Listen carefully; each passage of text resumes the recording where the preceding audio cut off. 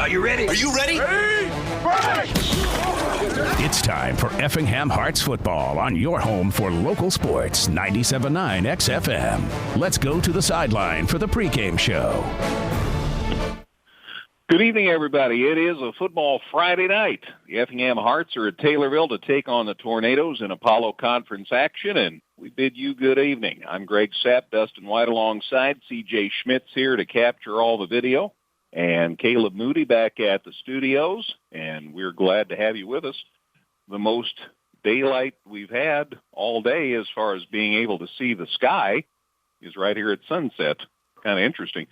And finally, football weather, Dustin. Yeah, been asking for it for 6 weeks now, and here we go. Temperatures from 2 weeks ago to today probably cut in half basically at game time, and this is what we've kind of been waiting for, and so now we're all bundled up here, and I think the players are probably looking forward to a little bit cooler temperatures out there, but they're probably also glad that here at Taylorville High School they've got a nice turf field here, because the way the weather's been, he could have had a pretty sloppy track here tonight. Without a doubt, yeah, regardless of how much rain there's been here, the footing looks good to me because it is a turf field.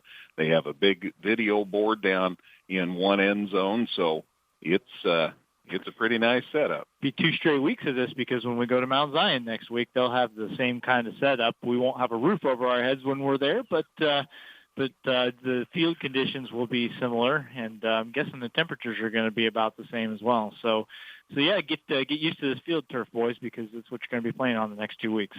Taylorville's had a heck of a year. They are 5-1 coming into this game. Effingham, of course, 6-0. Tornadoes suffered their first loss last week at the hands of the Mount Zion Braves, the Hearts' opponent next week.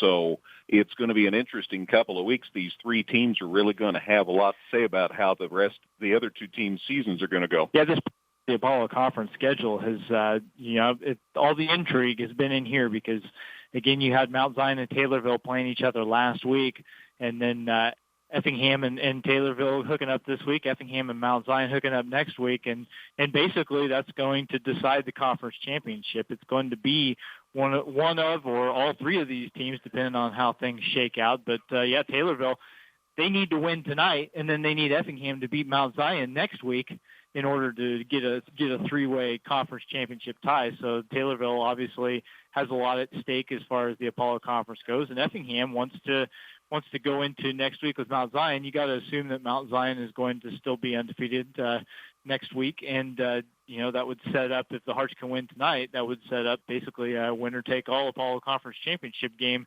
next week up at Mount Zion. We were talking on the way up about the interaction between these 3 teams, because these 3 teams the last few years have been at the top of the heap as far as football in the Apollo Conference.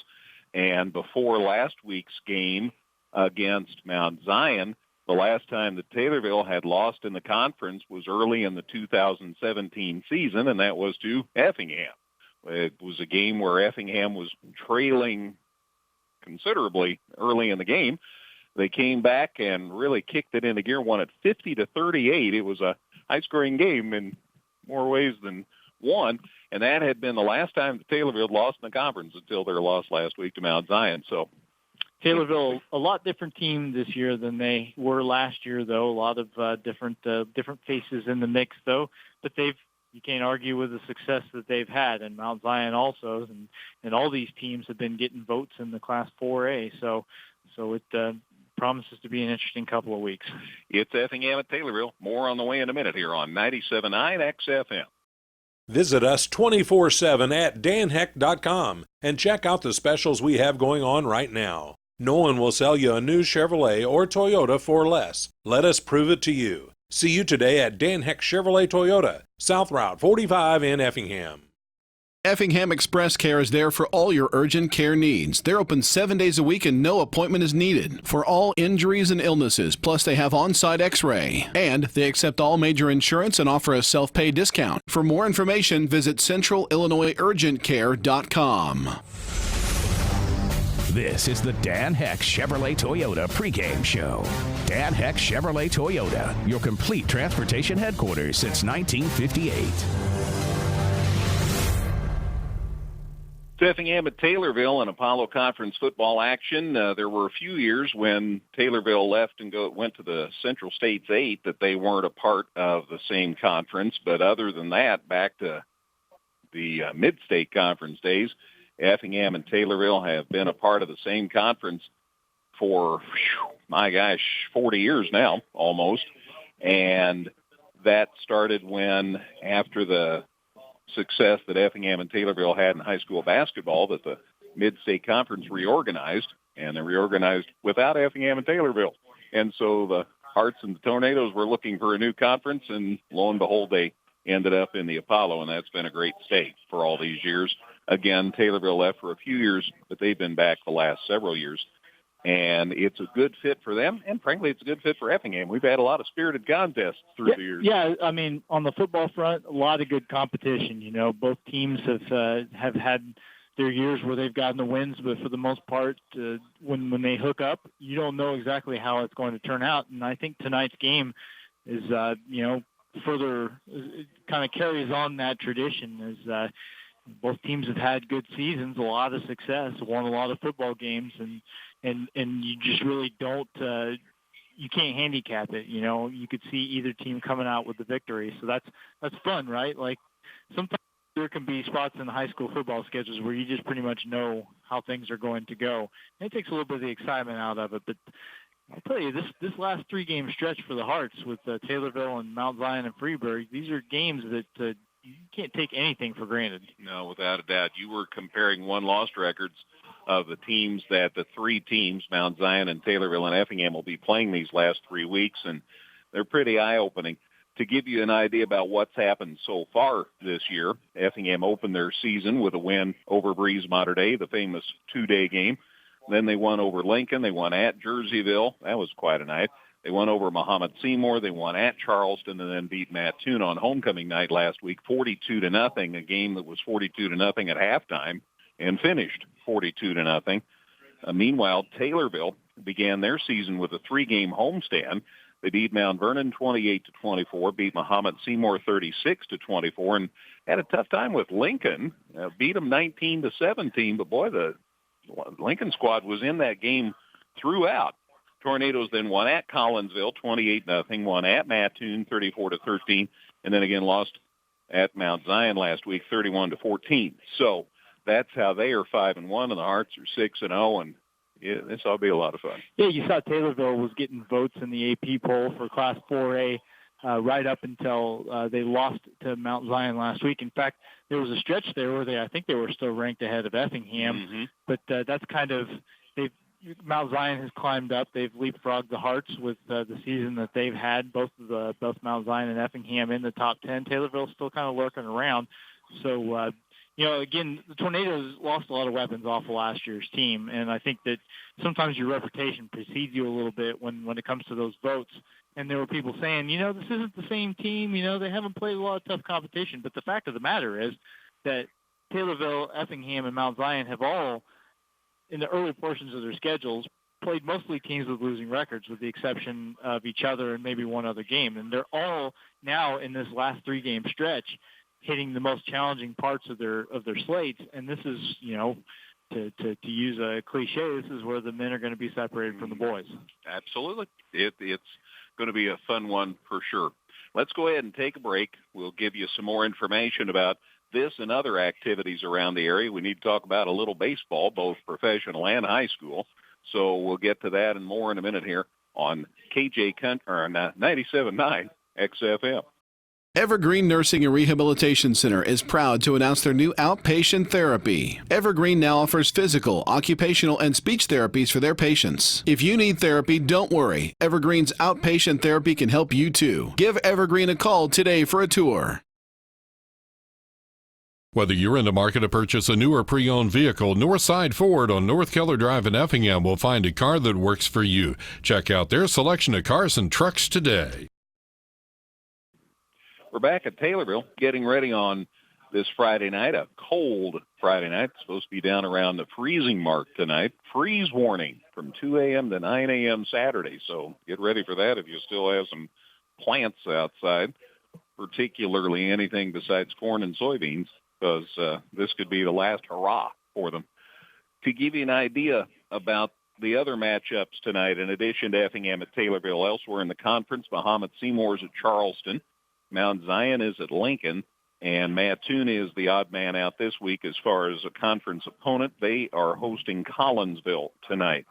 In addition, Flora is at Newton, Villa Grove Heritage is at Cumberland, Red Hills at Marshall, Kentland, Indiana is at Casey Westfield, Lawrenceville's at Robinson, Paris at Olney Richland County, Granite City's at Breeze Mater Dei, Trenton Westland at Freeburg, Mascoutah at Jerseyville, Nokomis at Martinsville, Litchfield at Pena, Carlisle at Salem, Shelbyville at Macon Meridian, and Piasaw Southwestern is at Vandalia. So all those matchups tonight. Vandalia is just having a wonderful year. They are 6-0 heading into the action tonight. So Caleb will be a busy guy, and we want to formally welcome Caleb Moody along on board. He was part of the gang back at the studios for a couple of weeks, and he's taking care of us tonight. So, Caleb, we welcome you to the assemblage, and we'll look forward to scores from you at halftime and on the post-game show.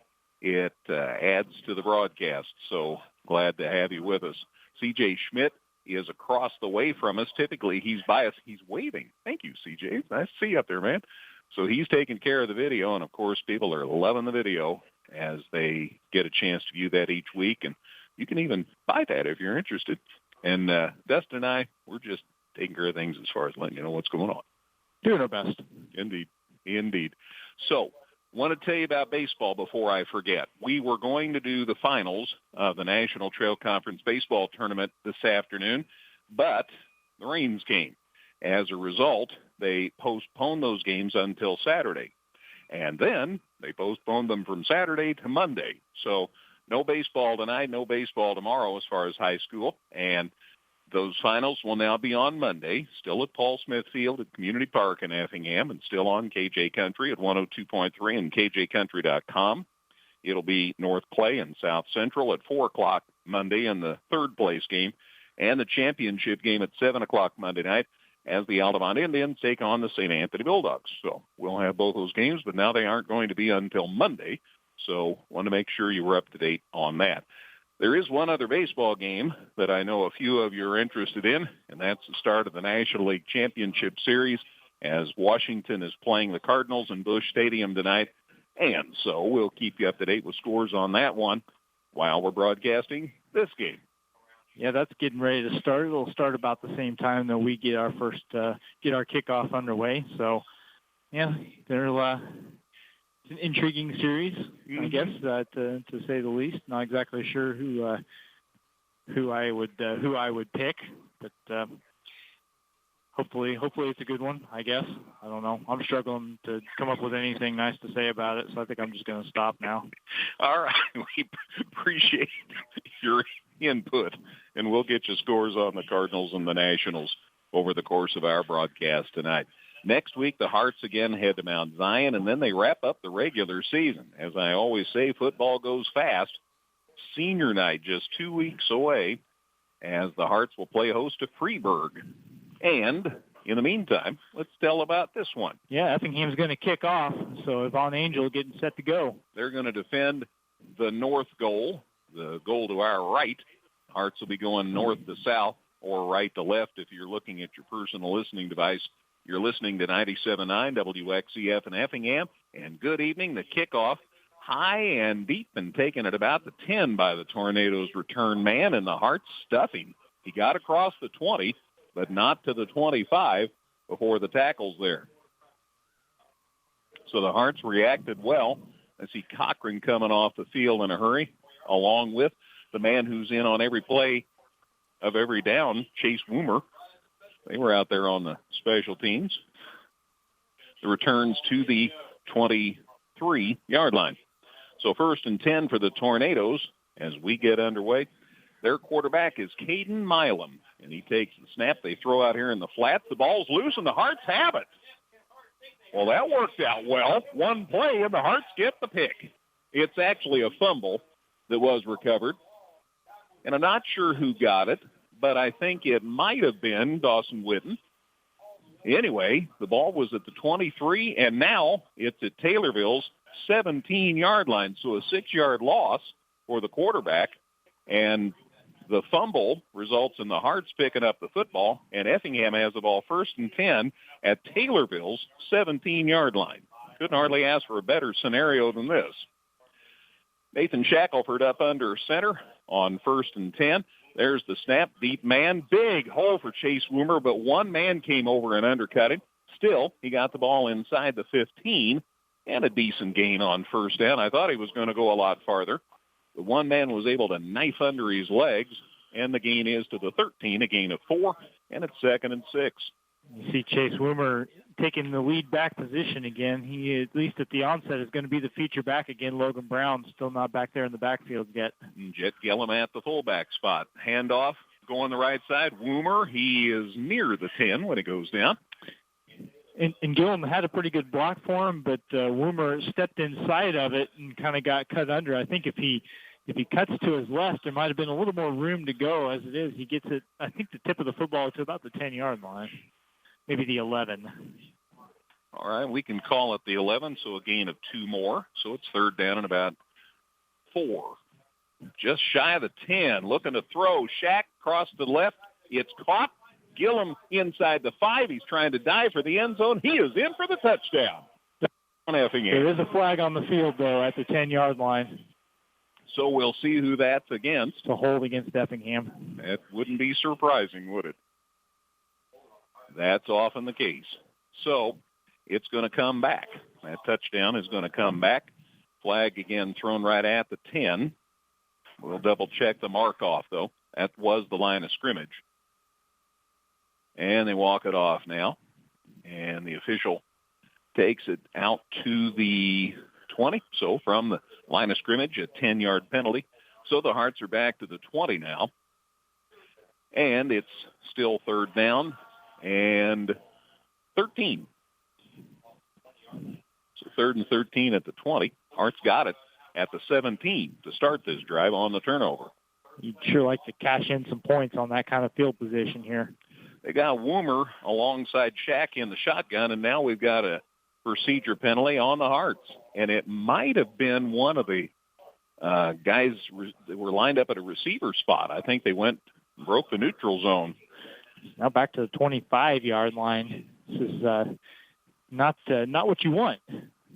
I think everybody's pretty keyed up for this game tonight, and I think some things that are uncharacteristic are showing up here early. So now it's back to the 25, and now it's 3rd and 18. I'll bet they're throwing. Got receivers everywhere. And Shack, there's the snap, looking to throw, comes to the near side, caught by Duncan. Tristan inside the 20, inside the 15, and taken out of bounds. So a good gain, but not enough, and it'll be 4th down, and obviously the Hearts are going for it this deep into Taylorville territory. Yeah, just kind of a short route, give it to Tristan and see what he can do with his feet, as he is so apt at doing, and he does pick up 10 yards on mostly run after catch. To the 15, it's 4th and 8, so they have to get to the 7 to keep this going. 4th and 8 at the 15-yard line. Shack stays in the shotgun. Woomer lined up beside him. There's the snap, looking to throw again, looking to throw. There's the pass. There's the catch. Oh, it's just off Gillum's hands. It's incomplete, and it'll be Taylorville football. Boy, and Gillum got driven into the ground after he couldn't complete the catch, and he still hasn't gotten up. Kind of And trainer Troy's out to check him out. A little surprising because it was clear that the play was over. Yeah. And that much contact. No flag, though. Coach Hefner's down to check on him, and apparently Jet said, I just need a second to gather myself because Coach is already coming back to the huddle. He's up on his knees and starting to come to himself, and Jet's up now and walks off the field. So thankfully it wasn't more serious, and it'll be 1st down for Taylorville at their 15-yard line. Yeah, turnover on downs, and so Taylorville going to get the ball back. Effingham got the turnover, got the ball on the Taylorville 17, wasn't able to capitalize, turn in any points. So let's see what happens here. Again, Caden Milam is the quarterback for this Taylorville team, and the pass is complete to the 20, a gain of 5. The catch made by number 11, Tyler Heimsness. So that makes it 2nd and 5 at the 20.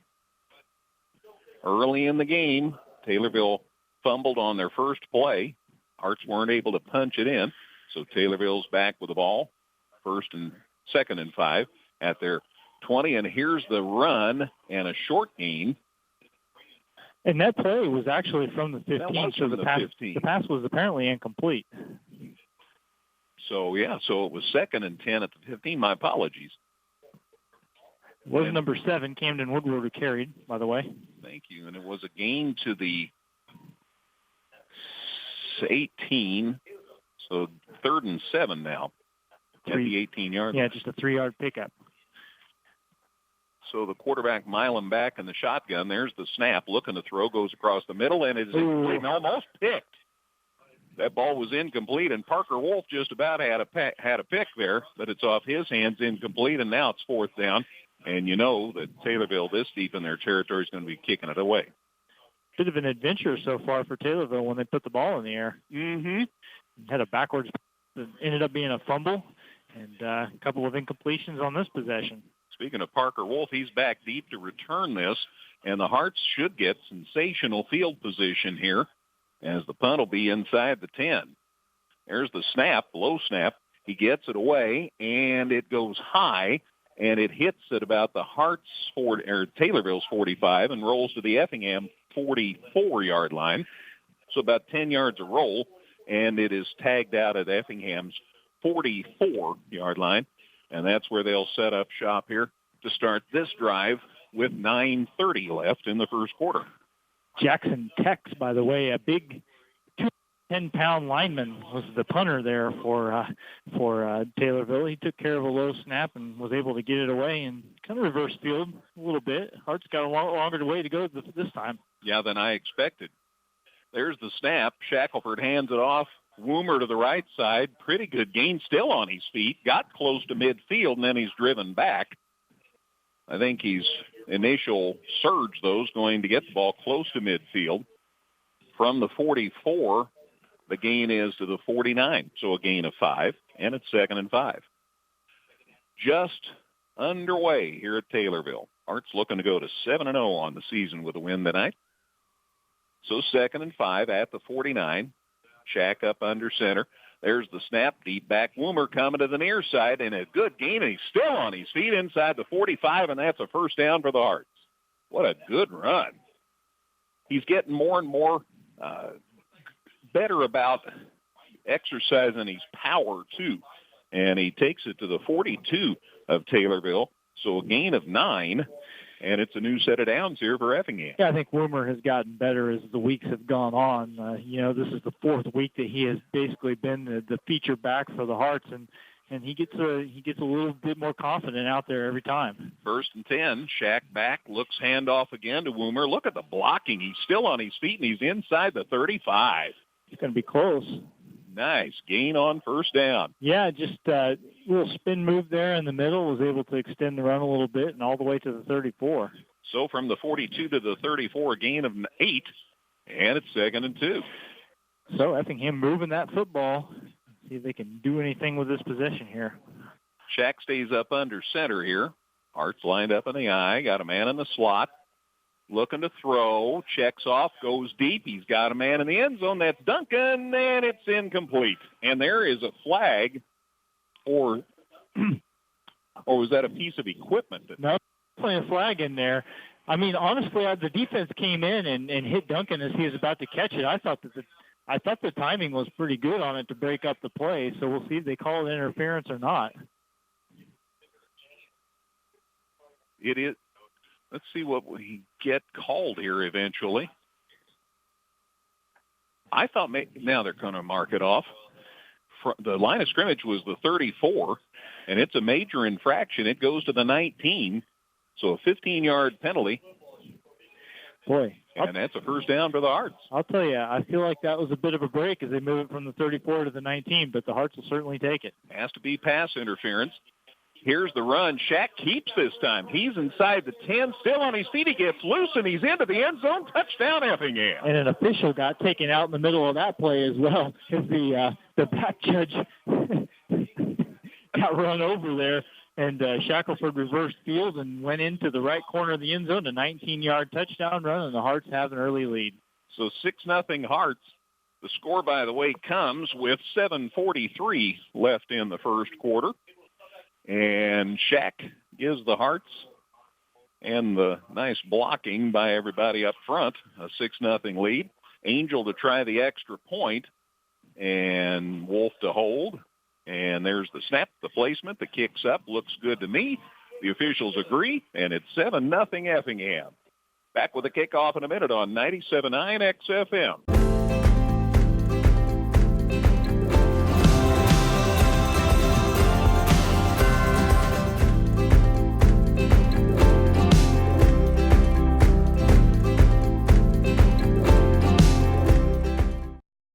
Local, secure, enduring, and more convenient than ever. Washington Savings Bank is located in Effingham, Mattoon, and anywhere you are with their 24/7 virtual branch. Enjoy the conveniences of banking with all the services offered at Washington Savings Bank. Member FDIC. Well, after the Hearts score, the kickoff is returned by Taylorville to their 29-yard line. That's where Tornadoes will have it 1st and 10. This drive starts with 7:37 remaining in the first quarter. 7-0 Hearts, a 4-play 56-yard drive, took a minute 47, highlighted by Nathan Shackelford's 19-yard touchdown run. Angels kick good, and it's 7-0 Hearts. Let's see what happens here. High snap. There's the handoff. Taylorville goes to the far side along the sideline, and he's got a big head of steam up. Logan Brown finally has to drive him out of bounds, but he might have gotten into Effingham territory. They're going to mark it right at midfield. So a gain of 21 yards from the 29 to midfield. So a nice run, and I believe that was Ethan Milam who carried the football. Number 81. No, 45 Mason Clayton is the one I saw come out of there. All right, here's the pitch, and he gets away from the Hearts defender, and he gets to the 40. So a couple of nice advances here by the Tornadoes on back-to-back plays. The gain is to the 39, so gain of 11 and another first down. So back-to-back plays there. They tried that pitch. We saw Jerseyville use that a lot earlier this season. Milam up under center. Going to keep this time. Drives it straight up the middle. He got loose. He's inside the 20. He is near the 15 before the Hearts can bring him down. So Caden Milam, the Tornadoes quarterback, kept. And they mark it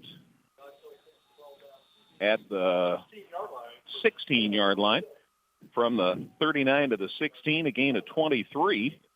And Taylorville in a hurry, and Effingham wants to chat.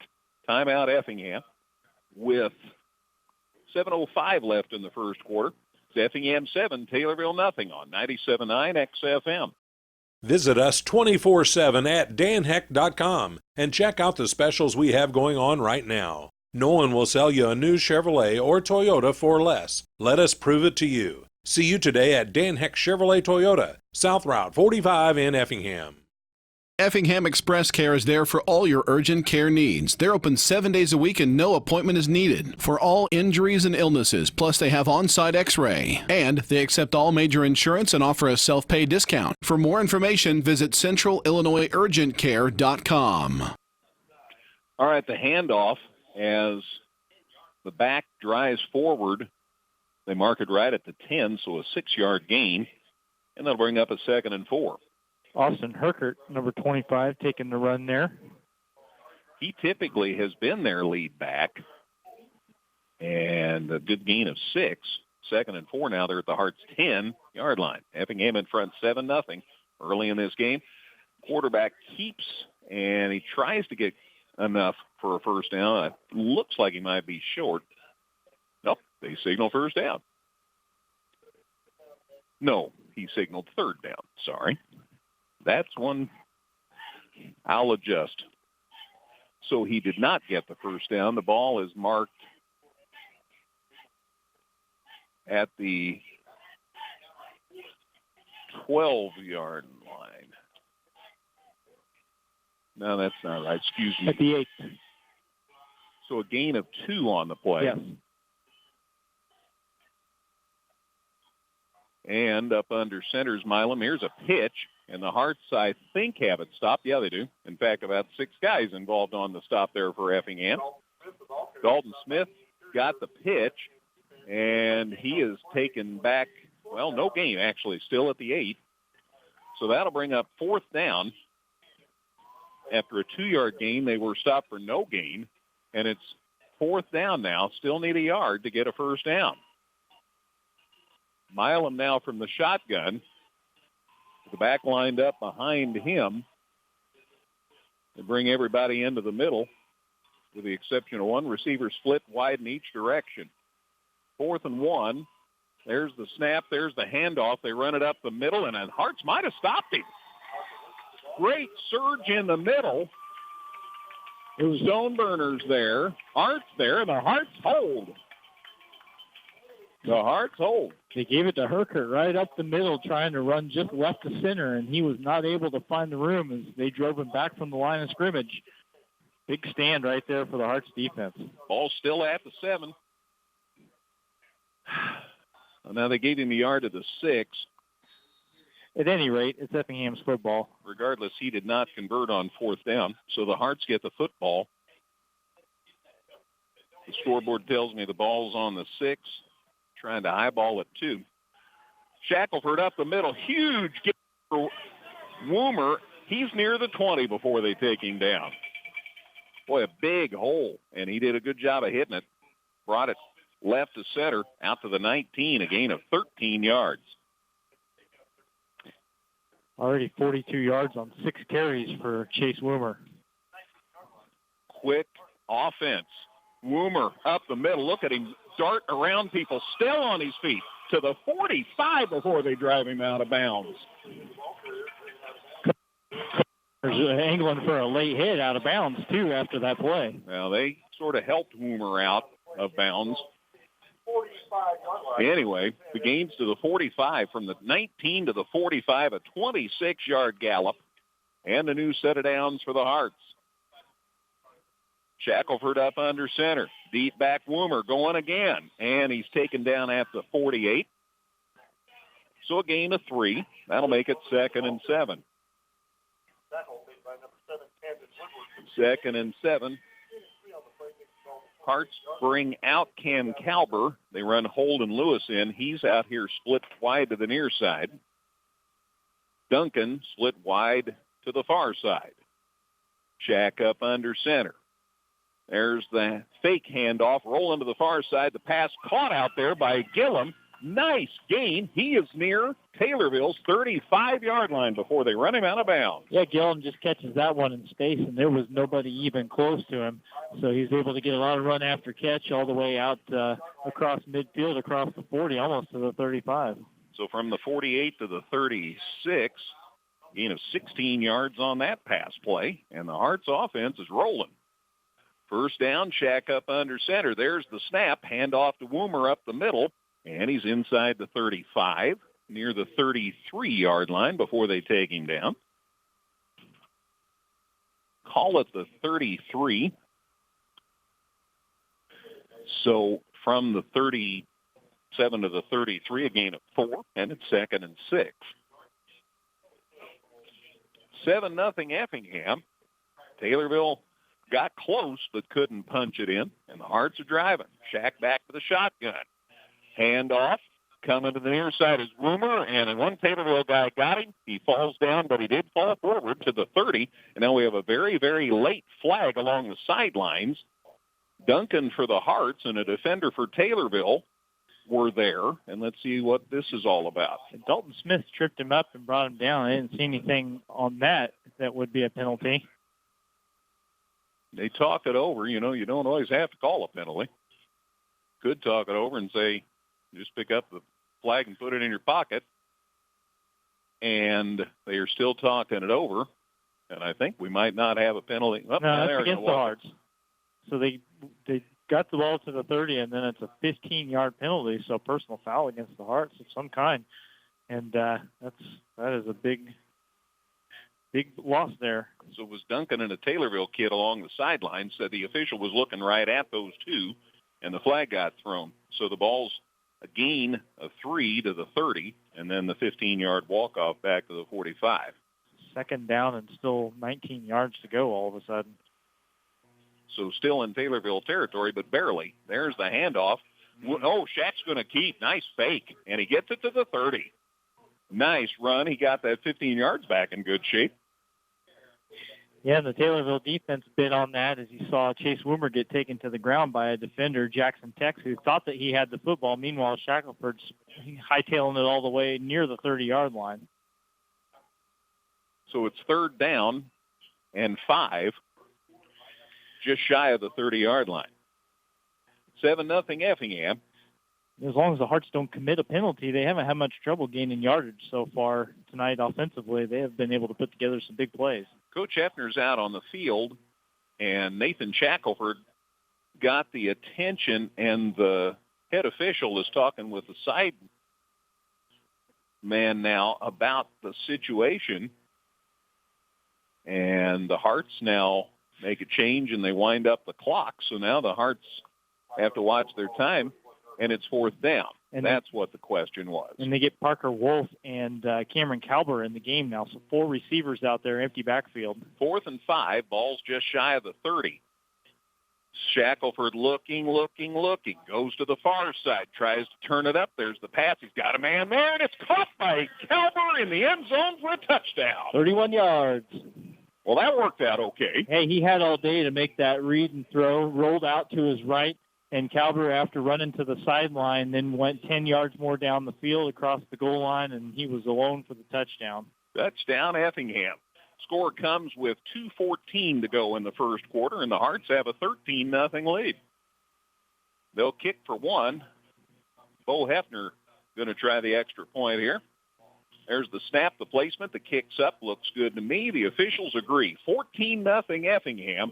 2:14 to go opening quarter. Back with a kickoff in a minute on 97.9 XFM. Evergreen Nursing and Rehabilitation Center is proud to announce their new outpatient therapy. Evergreen now offers physical, occupational, and speech therapies for their patients. If you need therapy, don't worry. Evergreen's outpatient therapy can help you too. Give Evergreen a call today for a tour. Whether you're in the market to purchase a new or pre-owned vehicle, Northside Ford on North Keller Drive in Effingham will find a car that works for you. Check out their selection of cars and trucks today. Kickoff's returned by Taylorville out across the 30-yard line. Austin Herbeth came up, made the stop for the Hearts. Tornadoes will have it 1st and 10 at their 32-yard line. They exchange footballs, and then we're ready to go. The drive, 8 plays, 94 yards, 250, highlighted by the pass play from Shackelford to Kalber for 31 yards. Bo Hefner, the kick, good, and the Hearts have a 14-0 lead still here in the first quarter. This is what the Hearts have done all year. Get ahead early. They've got the quarterback on the run. He's backing up as he throws that, and the pass is incomplete. That'll bring up a 2nd and 10. The clock stops with 2:02 to go in the opening quarter. Hey, you know, Taylorville has run the ball well at times, but so far their passing game, Milam is 0 for 3, and that's not even counting the backwards pass that goes in the books as a fumble and loss of 7 yards. So they have struggled on the passing plays that they've called so far. So the ball's at the 32, 2nd and 10. There's the snap, looking to throw. Here come the Hearts. He gets it away, and it's picked. Logan Brown with the interception. He's inside the 25 to the 20 to the 15-yard line before they take him down.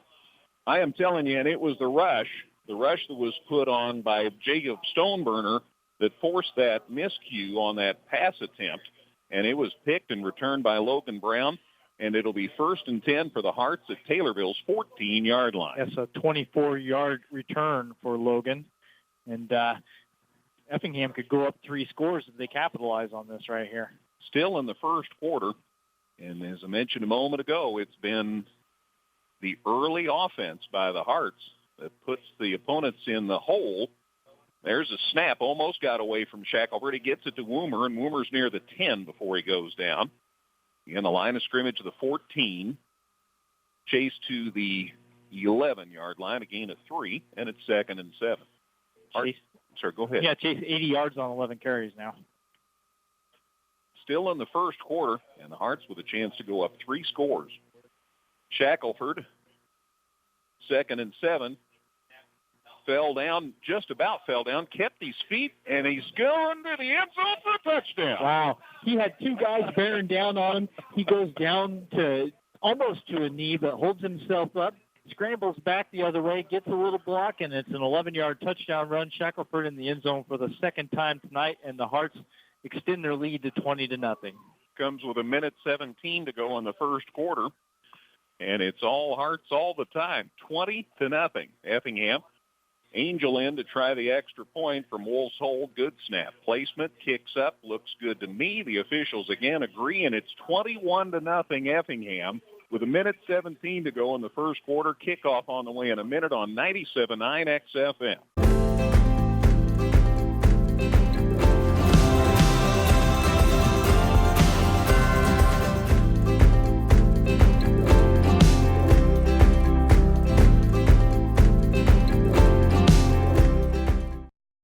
Local, secure, enduring, and more convenient than ever. Washington Savings Bank is located in Effingham, Mattoon, and anywhere you are with their 24/7 virtual branch. Enjoy the conveniences of banking with all the services offered at Washington Savings Bank. Member FDIC. All right, there's the kickoff. It's returned by the Tornadoes to the 31-yard line. It was taken just inside the 10 out to the 31-yard line. 32-yard line where they finally sit it down. The line judge was at the 31, then they scooted it up as an extra yard. So 32-yard line, 2 plays, 14 yards, 35-second drive, highlighted by Nathan Shackelford's 11-yard touchdown run. Angels' kick was good, and the Hearts are up 21-0, still in the first quarter. Just like we expected, right? Well, here's the handoff. Driving hard, Herkert, I think, the ball carrier. He's just across the 35-yard line. So from the 32 to the 36, a gain of 4, and it's 2nd and 6. Taylorville has incorporated a number of different backs into their running game, but Effingham seemed to figure a few things out. Taylorville lost an awful lot of people last year. They still were off to a 5-0 start before last week's loss at Mount Zion. And the Hearts are up 21-0 here at Taylorville in the first quarter. There's the handoff, and boy, the Hearts just stand him up. Actually, he never did hand off, did he? He just kept. Yeah, it was a play-action fake, and Effingham bit on it a little bit, but Milam going over to the left was still not able to get anything as Effingham's secondary came in and knocked him down after maybe a gain of a couple of yards. From the 36 to the 38, so that'll bring up 3rd down and 4 yards to go for a first down, and Taylorville would love to have a first down, and it's been tough sledding. That is the end, in fact, of the first quarter. We are at Taylorville.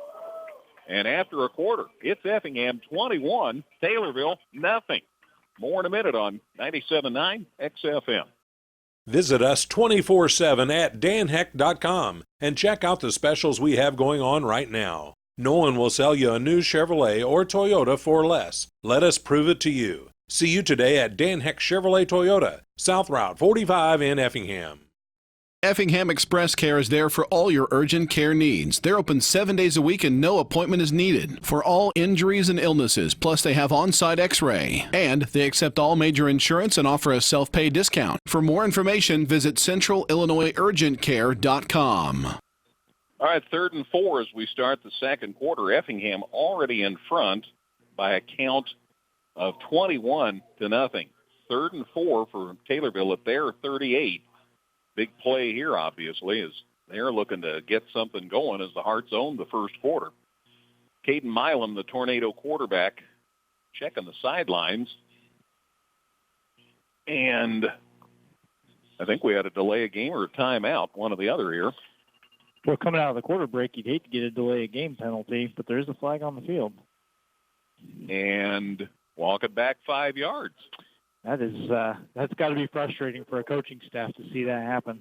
Yeah, and it's not like this is Jeb Odom's first dance. He's in his 11th year here at Taylorville and played here at Taylorville, of course. But a 5-yard walk-off, and it's now 3rd and 9. So now they've made it pretty tough to convert that first down. So the football back to the 33, and it's 3rd and 9 for the Tornadoes. Hearts in front 21-0 as we begin the second quarter. Milam up under center, looking to throw, goes to the sidelines, and the ball is caught. And a nice catch into Effingham territory as Ethan Milam catches the pass from Caden Milam, and it's a first down for Tornadoes. That's their first completion, and Ethan Milam caught that one in traffic and was able to get a little extra yardage after the catch. From Taylorville's 33 to Effingham's 48, so a gain of 19 yards on that pass completion. And they look to throw again. Here come the Hearts, but there's the throw. He's got a man there, and he caught it. What a beautiful grab inside the Hearts' 25-yard line. Pass completed to Camden Woodward for a big gain. Back-to-back first downs, and Taylorville in business here. They're down 3 scores, but they're moving it. From the 48 to the 18, a 30-yard pass completion, Dustin, to the 18-yard line, and a new set of downs here for Taylorville. So the Hearts have the big lead, but Taylorville's knocking on the door all of a sudden. Caden Milam, the quarterback, looking. He's going to keep it this time, and the Hearts have him, and down he goes, but he's inside the 10 before they take him down. Took a shot at the end, but pretty good gainer there. Officials say keep the clock moving. He stayed in bounds. Inside the 10, they'll sit it down at the 8. It must be the 9 because they are not moving the chains. Still second down. So from the 18 to the 9, a gain of 9. Good point made. And so Milam, the quarterback, just shoves ahead, and he's to about the 5, and that'll be enough to make it a first and goal situation for Taylorville. From the 8, the gain is to the 6, a gain of 2, according to the side judge. Gain of 2, and that's enough for Tornado first down. So Taylorville making a little noise here. Effingham's defense, though, has stiffened up in this situation before. See what they've got up in their bag of tricks this time around. Caden Milam up under center on first and goal at the Hearts' 6-yard line. Taking his time. There's the snap. There's the handoff up the gut. Boy, there is nothing there. In fact, the Hearts tear him down. That was Austin Herkert, and the Hearts stuffed it. There's an Effingham player taking an extra second to get up at the end of that play, though, and Logan Brown is signaling for his coaching staff to get out there to take a look. Player's on his feet now, and he's going to walk up under his own power. But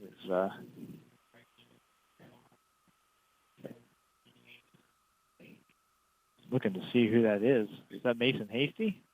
That would be 36. I can't see the second numbers. Our problem, folks. Sorry.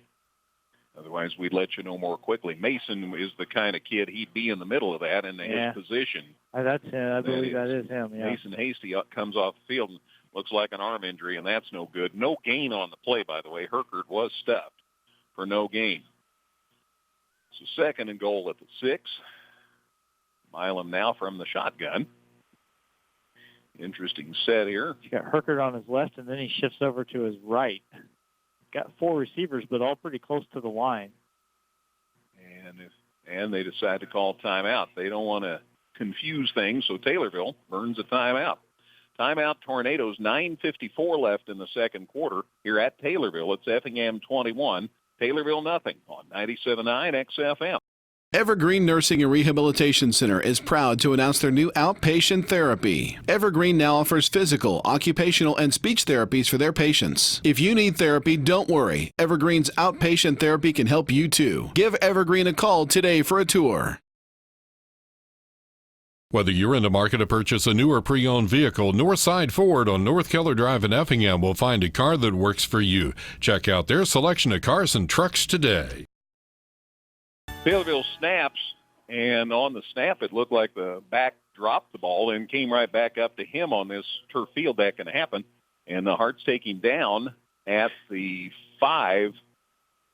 So a gain of 1. Yeah, it was Caleb Sabatini. He was the man in motion coming from the left side of the line. He took a quick handoff from Milam, but the exchange was not good. The ball hit the turf. He was able, it did bounce right back up to him, but only a gain of a yard on the play. So 3rd and goal at the 5. They're knocking on the door. So far, the Hearts have kept them out. 3rd and goal at Effingham's 5-yard line. Milam up under center, looking to throw. Throws it to the back of the end zone, and it's caught and dropped. Incomplete, and that'll bring up 4th down.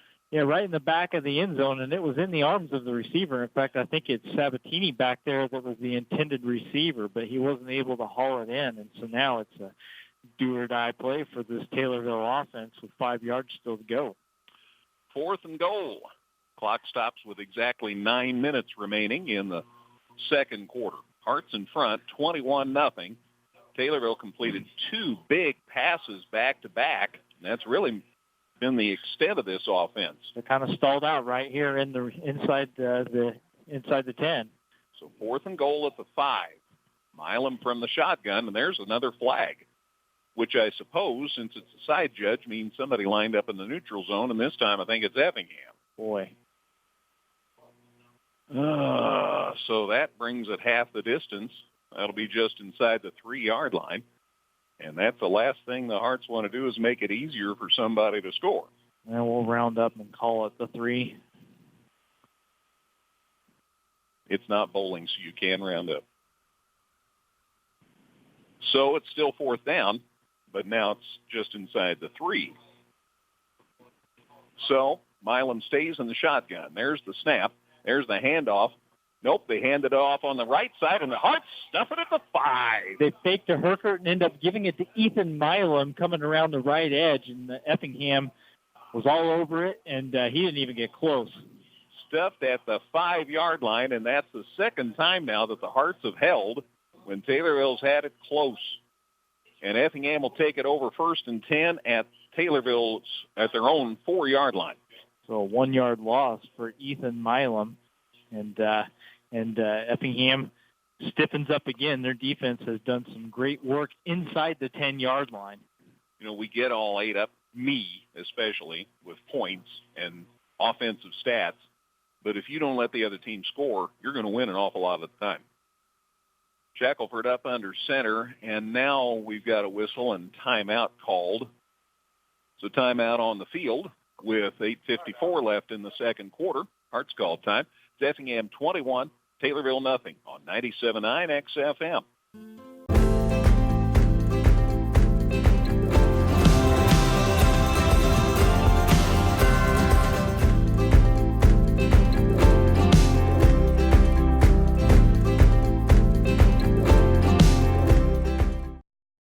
Local, secure, enduring, and more convenient than ever. Washington Savings Bank is located in Effingham, Mattoon, and anywhere you are with their 24/7 virtual branch. Enjoy the conveniences of banking with all the services offered at Washington Savings Bank. Member FDIC. Shaq's going to go deep. He's got 2 defenders, and it hits off the shoulder pad of one of the Taylorville defenders, and it falls incomplete. That could have been ugly. Yeah, they went deep. Shackelford throwing from his own end zone. That one got out toward midfield. And, yeah, Tristan Duncan going deep was double covered and covered well. And really, if a Taylorville defender turns around, probably has a pretty easy pick. Goes in the books as an incomplete pass and a lucky break for the Hearts. Hit the shoulder pad of Sean Chudkowski. Ball's incomplete at 2nd and 10. Handoff up the middle this time. Woomer, I think, out across the 5. Yeah, just a couple of yards, 3 yards perhaps, but at least a little breathing room here. Get away from the goal line. That's the bottom line. So it's 3rd down now. And the Hearts run Parker Wolf and Cam Calber out. Get all their big, probably 4 receiver package out there. Jet Gillum comes out on the exchange. So they've got Duncan split wide to the left. They've got the 2 guys who just came in split wide to the near side here. Shaq looking to throw, and he's going to run. And that didn't work. He's still on his feet, though. And he goes down at about the 7. Yeah, just not a whole lot of room there. So Dawson Witten is going to have to come out here and get his foot into one and try to reverse field a little bit. Quick 3 and out for the Hearts. First time that's happened tonight. Not much wind. I was checking the flag out here on the northwest corner of the field, and there is hardly any wind. He's going to be punting from about the midpoint of his own end zone.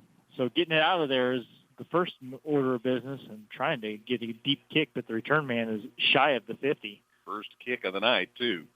High snap. He has it, though, and he got rid of it, and that's the bottom line. And they signal fair catch, and it's taken at the 41-yard line of the Hearts. So the return man for Taylorville saw he didn't have much room to run, and Camden Woodward signaled fair catch, and it's taken at Effingham's 41-yard line. So from the 3 to the 41, a 38-yard punt. I guess a 7, right, wasn't the line of scrimmage. 34-yard punt, and not bad considering the high snap and the defender bearing down on Witten. He gets it out of there. And Effingham, after stiffening up inside the 10, 41 seems like a lot of breathing room, right? I guess that's the way you got to look at it. Absolutely.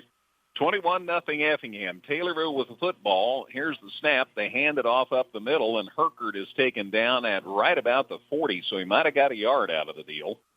This drive starts with just outside of 7:10 left in the second quarter, and look at that. There's good news. Mason Hasty back out on the field for the Hearts. Well, that's good to see, because he's a big part of this Effingham defense, and for him to be back out there and for them to be confident in him playing, that's got to be a lift for him and all his teammates. Ball at the 40, so a gain of 1 at 2nd and 9. Hearts in front 21-0 here at Taylorville. There's the snap. They hand it, and there's a little bit of room. He gets inside the 35, still on his feet, in fact, and now he's driven back at about the 33-yard line. Yep. Milan ended up keeping it, and I think 33, 32, somewhere in that neighborhood, going to be shy of the first down, but not by much. They'll spot it right at the 32-yard line, so gain of 8. And that'll bring up third down at the Hearts 32-yard line. Milam up under center on 3rd and short.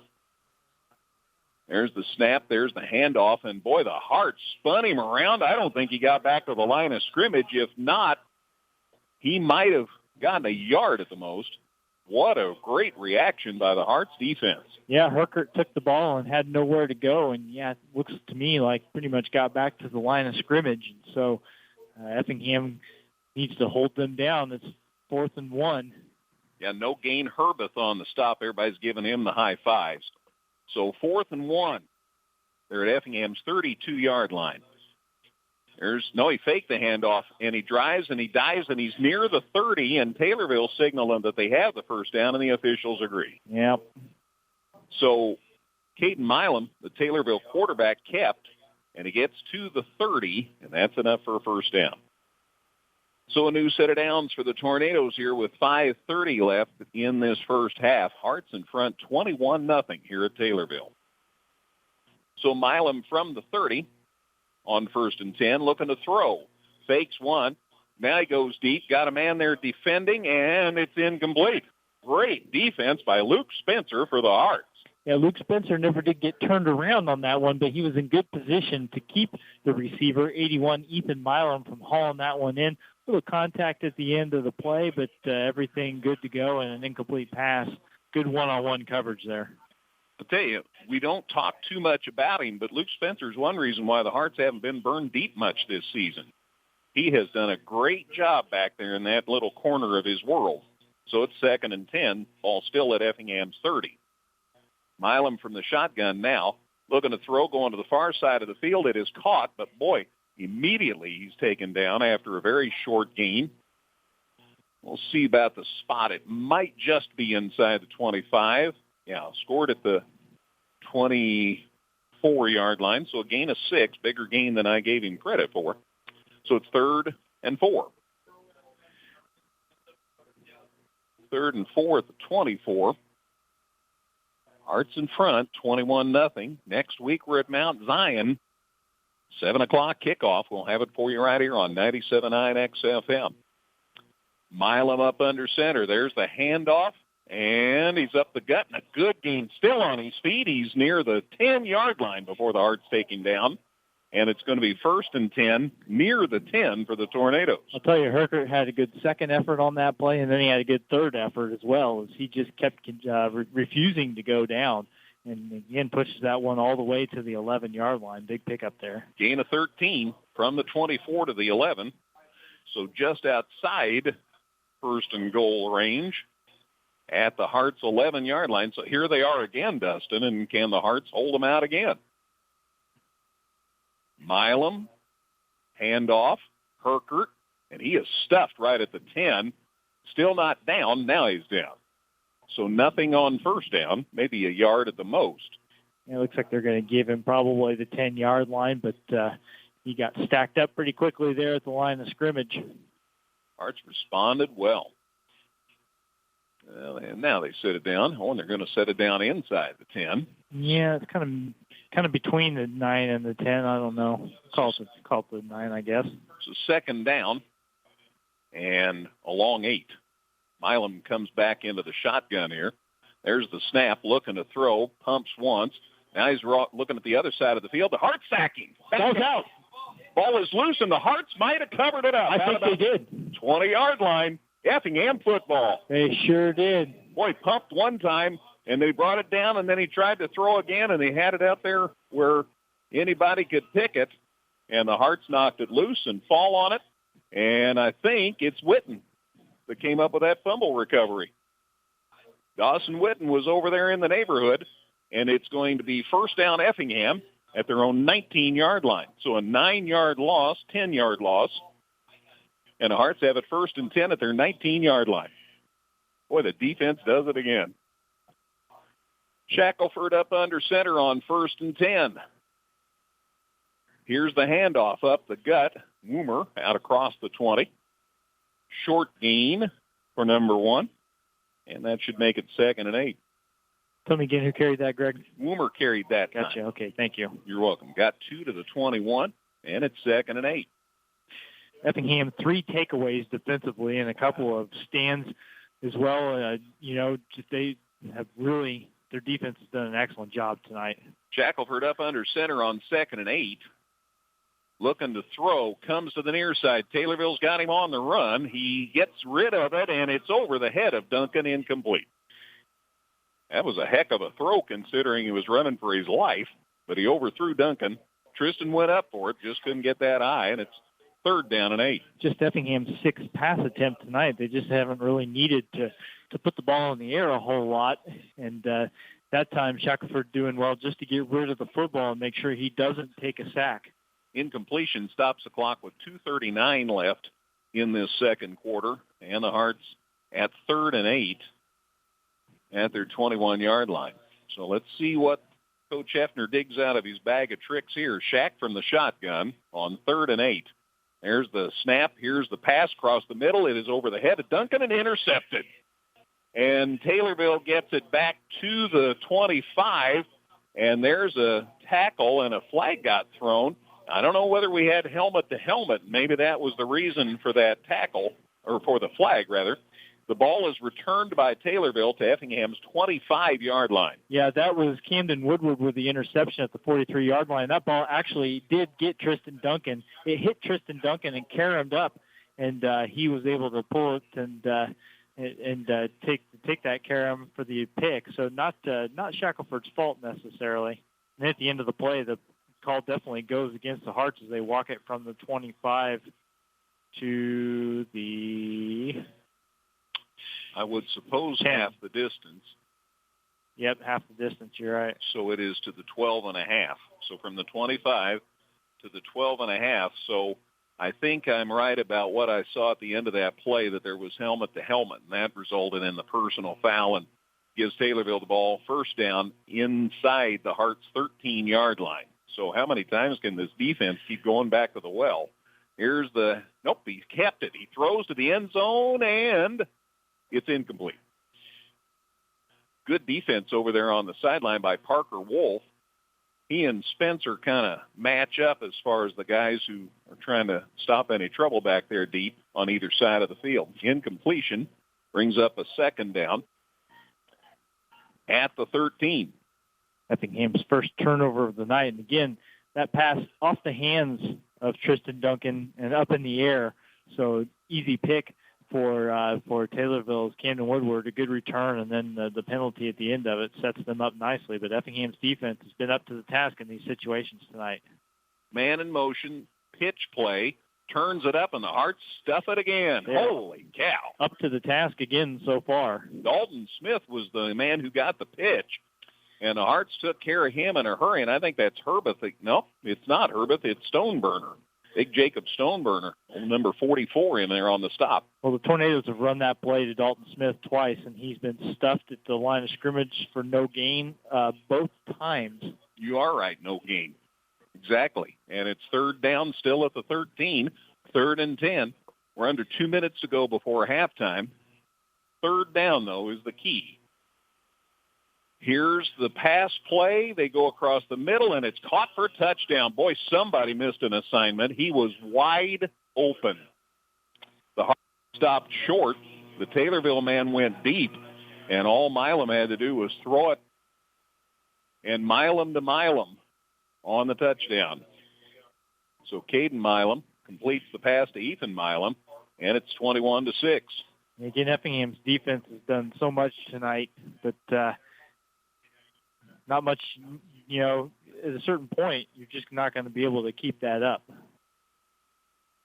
So trying for the extra point now is Tyler Heimsness, and the snap's too high, and Heimsness has to fall on it. The Hearts fall on it, and that'll take care of that.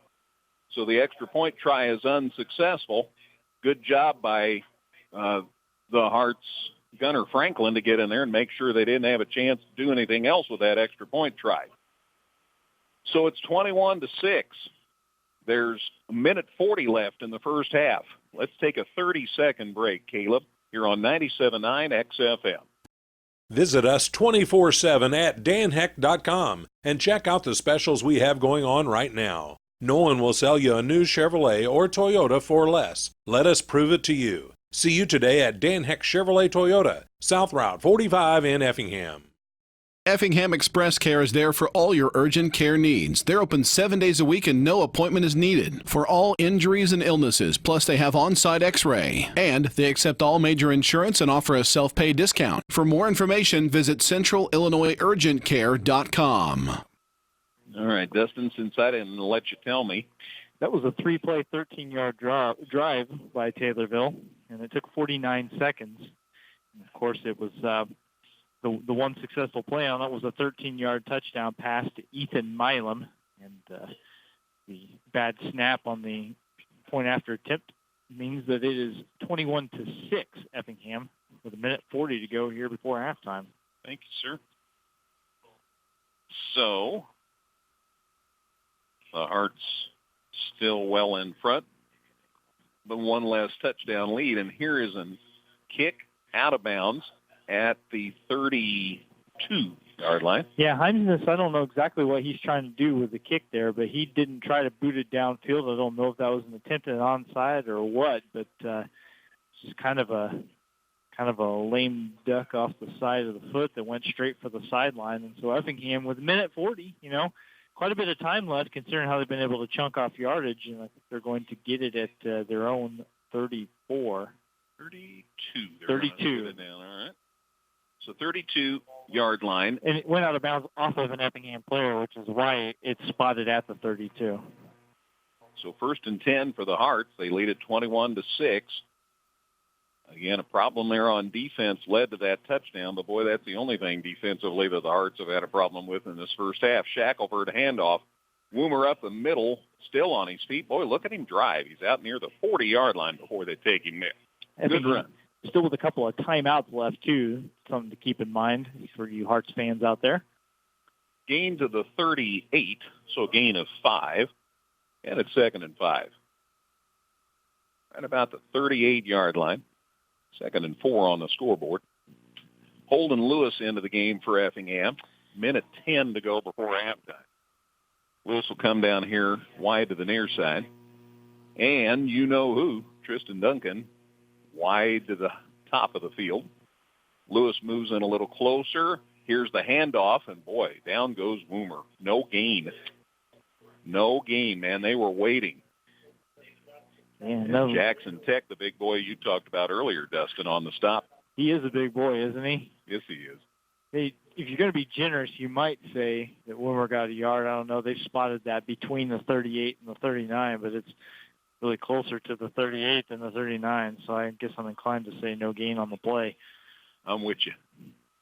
Calvary in here to the near side. We're down to 23 seconds left, and the Hearts may be thinking, well, if something great happens, that's good, and otherwise we're going to run out the clock so Taylorville can't get a late touchdown here. Here's the handoff. Woomer, what a big break up the middle. Gets near midfield, taken down at the 48.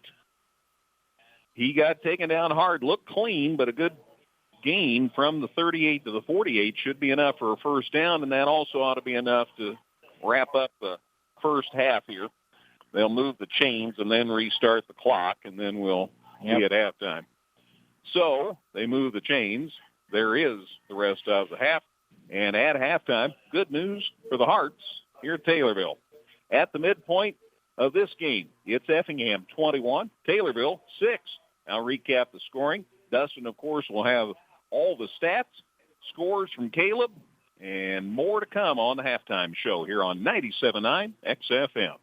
Evergreen Nursing and Rehabilitation Center is proud to announce their new outpatient therapy. Evergreen now offers physical, occupational, and speech therapies for their patients. If you need therapy, don't worry. Evergreen's outpatient therapy can help you too. Give Evergreen a call today for a tour. Whether you're in the market to purchase a new or pre-owned vehicle, Northside Ford on North Keller Drive in Effingham will find a car that works for you. Check out their selection of cars and trucks today. This is the Compass Advisory Group Halftime Show. For all of your insurance needs, contact Corey McDaniel at 347-9697. We're at Taylorville High School at halftime. It's Effingham 21, Taylorville 6 in Apollo Conference action on 97.9 XFM. Hearts looking to go 7-0 on the season with the trip to Mount Zion looming next week. Let's recap the scoring to get things started here at halftime. Effingham scored the first 3 touchdowns in the game. The first game was 7:43 left in the first quarter, and it capped a 4-play, 56-yard drive that took a minute 47 and was highlighted when Nathan Shackelford, the Hearts quarterback, took it in from 19 yards out. The kick was good, and the Hearts had a 7-0 lead. And, boy, that has been such a key this year to get that early points on the board. They scored again with 2:14 to go in the first quarter, and that was some drive. 8 plays, 94 yards, took 250, and highlighted by the pretty 31-yard pass from Shackelford to Cam Calber. The kick was good, and the Hearts had a 14-0 lead. Effingham scored again in the first quarter just about a minute later with a minute 17 left in the period. That was after they got the ball on Taylorville's 14-yard line. In 2 plays, Nathan Shackelford ran it in from the 11 to complete a 2-play, 14-yard drive that took 35 seconds, and the kick was good, and the Hearts had a 21-0 lead in the first quarter. Taylorville got an interception in the second quarter, and that led to their touchdown. They got the ball at Effingham's 13-yard line to start the drive, 3 plays, and then it was Milam to Milam, Caden passing to Ethan for the touchdown. And that completed, again, a 3-play, 13-yard drive that took 49 seconds. The kick was no good, and Effingham's lead was 21-6. Again, they came with a minute 40 left before halftime, and that leads to our current situation, 21-6 Effingham at halftime. Taylorville's band's getting ready to perform. It's an opportunity to remind you that next Saturday is the Marching Hearts Invitational. 29 bands are going to be there, 28 in competition, and the Hearts in exhibition. It's a great way to spend a Saturday afternoon at Klosterman Field, so keep that in mind for next Saturday the 19th, the Marching Hearts Invitational. Let's take a break. Dustin's working on lots of stats, and Caleb will have the scores for us. That's all on the way here on the halftime show on 97.9 XFM.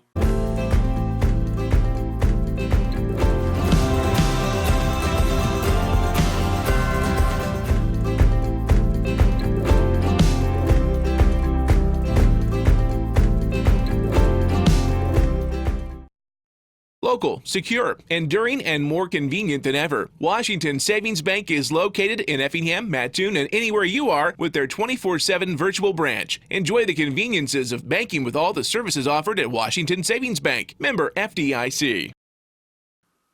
We're back at Taylorville High School at halftime. It's Effingham 21, Taylorville 6. Next week, the Hearts head to Mount Zion to take on the Braves in a Key Apollo Conference clash. And then it's back home to take on Freeburg in the regular season ending game. It'll be senior night, of course. Hard to imagine, but like we say, football goes fast, and we have 2 games after this left in the regular season. Now, the Hearts, with a win last week, got their 6th win of the year. That means they're a lock for a playoff berth, so there will be Week 10 football. We don't know where that will be yet, but if the Hearts keep winning, I know where it'll be. So we just keep that good thought, and the Hearts are up here 21-6 at halftime. Dustin's working hard on stats as always, and he has the numbers here at halftime. All right, Greg, looking at the team numbers in the first half, Effingham outgained Taylorville. You know, these numbers, considering the score, are closer than you might think. The Hearts outgained Taylorville 202-162 in the first half. Hearts ran 27 plays, though, to Taylorville's 36. So clearly a higher average per play than the Tornadoes. Both teams moved the chains 9 times in the first half. The Hearts had 6 rushing first downs, ditto for the Tornadoes. Effingham, 2 first downs via the pass. Taylorville had 3. And then Effingham also got an additional first down by penalty in the first half. The Hearts ran the ball well. 20 times they ran the football for 145 yards. It's a 7.3-yard average with a couple of touchdowns. Effingham put the ball in the air 7 times, had 3 completed, 1 intercepted for 57 yards and another touchdown. So, again, there's their 27 plays for 202 yards. The Tornadoes, 24 rushing plays for just 94 yards. That's a 3.9-yard average. Home team here tonight did not score in the first half on the ground. And Taylorville threw the ball 12 times, 5 of them completed, 1 intercepted for 68 yards and their lone score. So again, 36 plays, 162 yards. Effingham turned the ball over 1 time in that first half on an interception. The Tornadoes turned it over 3 times as they were intercepted once. They fumbled 3 times, lost 2 of them. Effingham did not put the ball on the ground in the first half. The Hearts were penalized more as Effingham had 5 penalties for 45 yards in the first half, and Taylorville just 2 penalties for 20 yards. And time of possession, Effingham 10 minutes, 36 seconds in the first half. The Tornadoes 13 minutes, 24 seconds. Let's take a look at your individual statistics. And Taylorville ran the ball 24 times, and they had 7 different guys carry the football for them in the first half. Austin Herkert was the high man on the first half, 9 carries for 38 yards. Caden Milam, their quarterback, also ran the ball 9 times for 32 yards. Mason Clayton took 1 run. He's on the field a lot. He's a big kid. He's kind of a blocking back, but he did take 1 run for 21 yards in there. Camden Woodward, he got involved in the receiving game, but he also ran the ball once for 3 yards. Dalton Smith, another receiver for this Taylorville team, he had 2 carries on pitch plays that each got snuffed out at the line of scrimmage, so he's sitting at 0. Caden Sabatini, yet another receiver, with 1 run for a yard. And then Ethan Milam also ran the ball 1 time. He lost a yard. So, again, 7 different guys rushing the football at different times for Taylorville, but really Herkert and Milam, the only guys with consistent success, and Mason Clayton with 1 big run on his only carry of the game. Caden Milam, 5 of 12 for 68 yards with a touchdown and an interception. He was 0 for his first 4 and then had a couple of big plays back-to-back and then went through another lull. And his last pass of the first half was a 13-yard touchdown pass to Ethan Milam. Ethan, number 81, had 2 catches for 32 yards, including that score. Camden Woodward, 1 catch for 30 yards. And then Sabatini, he had 1 reception for 6 yards. So 3 different Taylorville players catching a pass in that first half. Jackson Tex, mentioned him a little bit on defense, but he also punted once in this first half, a 38-yarder. And Herkert had 4 kick returns for a grand total of 74 yards. And Camden Woodward he had the interception and an 18-yard return. So he's been involved in several phases of the game tonight. Let's take a look at Effingham's individual numbers. They had far fewer players run the football tonight. Chase Woomer, 16 carries for 100 yards, and then Nate Shackelford, 4 carries for 45 yards and 2 touchdowns, and that's it. So those are the two guys who've run the football for the Hearts. And Shackelford, 19-yard touchdown and an 11-yard touchdown. Also had a 14-yard run in there, so three of his 4 carries were for 10-plus yards. They have picked their spots well with their quarterback to run the ball.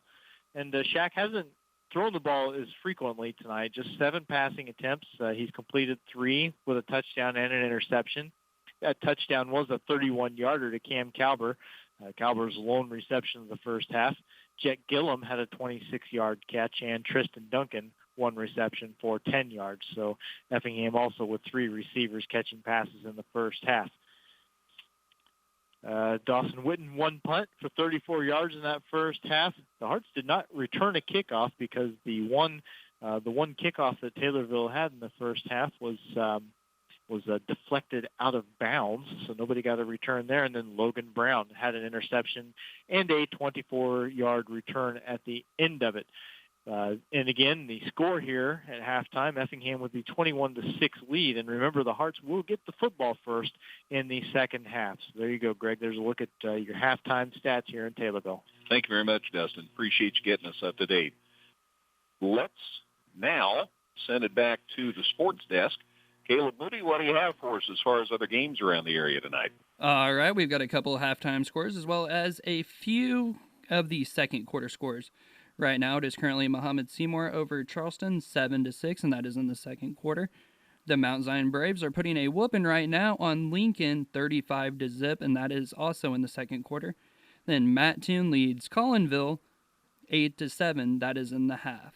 A couple good games going on right now in the half are for at Newton, and that is both tied at 0, as well as Village Grove Heritage at Cumberland. That is also tied at 0 in the half.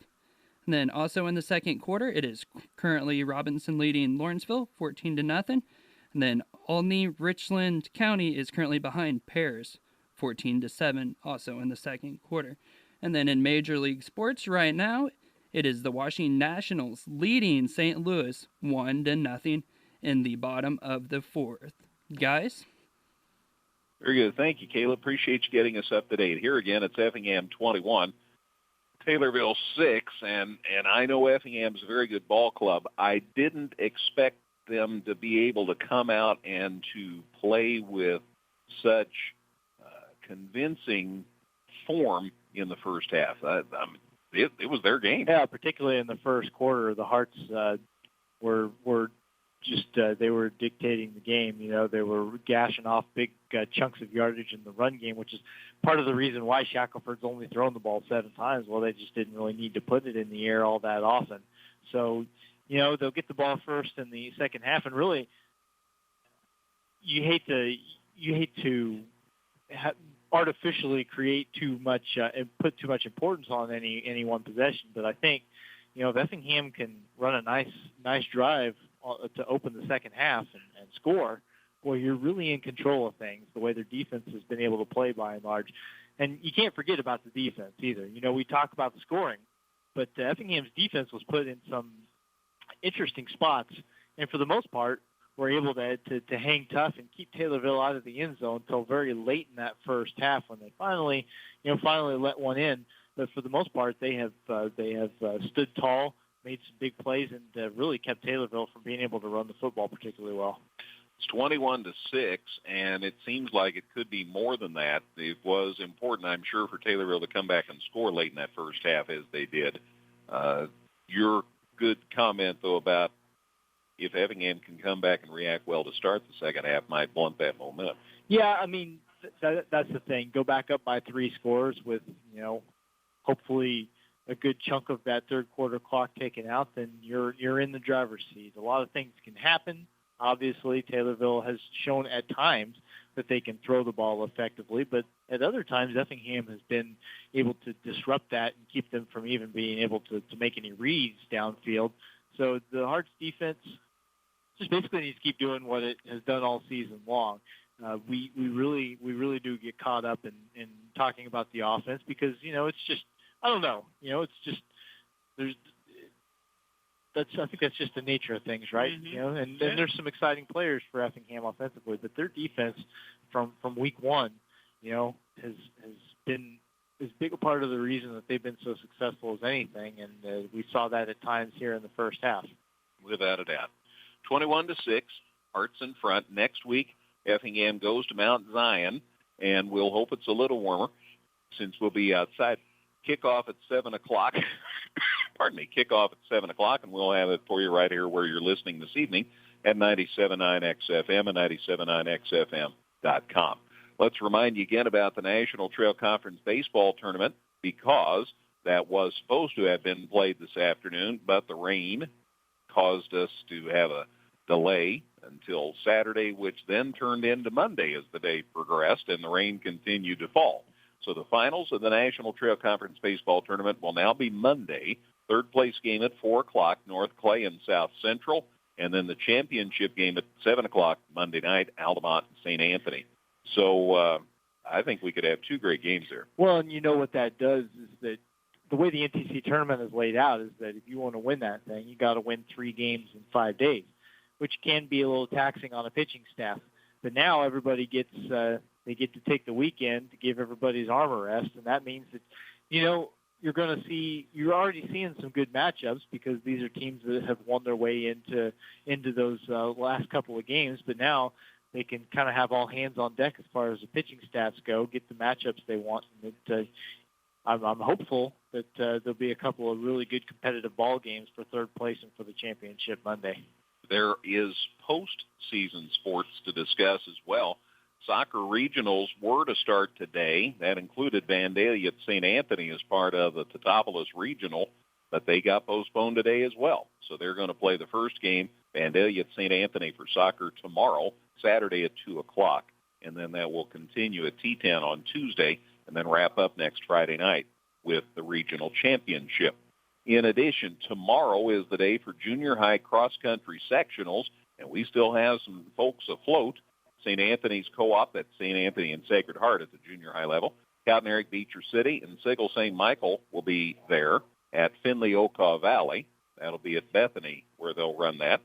The 2A Shelbyville-Moulton sectional is tomorrow at 10 a.m. That'll be at the Daisy Trail in Forest Park in Shelbyville. Jasper County's Co-op's there. Cumberland's there. Teutopolis' boys are there.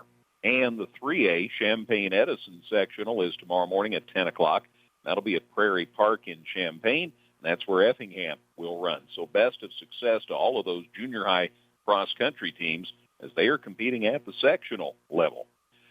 I want to talk a little bit about soccer, if I might, because regular season soccer, because Effingham, we've had problems with getting the ability to report these in time for the sports show in the morning. So thought while I had a minute here, I'd recap some scores at least as Effingham played Olney, and the Hearts got a win 7-0. They also lost to Mount Zion 4-2, and then they were 2-2 in their matchup against Mattoon. So I wanted to pass those scores along while I had the opportunity here. Besides that, big disc golf tournament tomorrow morning, and it's going to be a busy time at Community Park. Could have up to 50 disc golfers there. And Joseph Garland's put that together with some friends from the Effingham Disc Golf Experience, the Effingham Disc Golf Evangelists, The Edge. First round is at 9:15. They'll have a break for lunch about noon. Second go-round's at 1:15. And it's going to be a nice sunny day tomorrow. And in the car on the way over here, Greg guaranteed that he will ace at least one hole during that event. So come on out and take a look. There's nothing acy about my game. Well, mine neither, but I've aced a hole there at Community Park, so if I can do it, anybody can do it. As I said, somebody has to finish last, and that's why I'm in that tournament tomorrow. Oh, gosh, Joe's worked hard, and a lot of other guys have worked hard on that, too, so that'll be a lot of fun tomorrow. I hope to see many of you out there. Again, we are getting ready for the second half, and the Hearts get the ball to start the second half. At the break, it's Effingham 21, Taylorville 6 at Taylorville. Back with the second half in a minute on 97.9 XFM. Visit us 24/7 at danheck.com and check out the specials we have going on right now. No one will sell you a new Chevrolet or Toyota for less. Let us prove it to you. See you today at Dan Heck Chevrolet Toyota, South Route 45 in Effingham. Effingham Express Care is there for all your urgent care needs. They're open 7 days a week and no appointment is needed for all injuries and illnesses. Plus, they have on-site x-ray. And they accept all major insurance and offer a self-pay discount. For more information, visit centralillinoisurgentcare.com.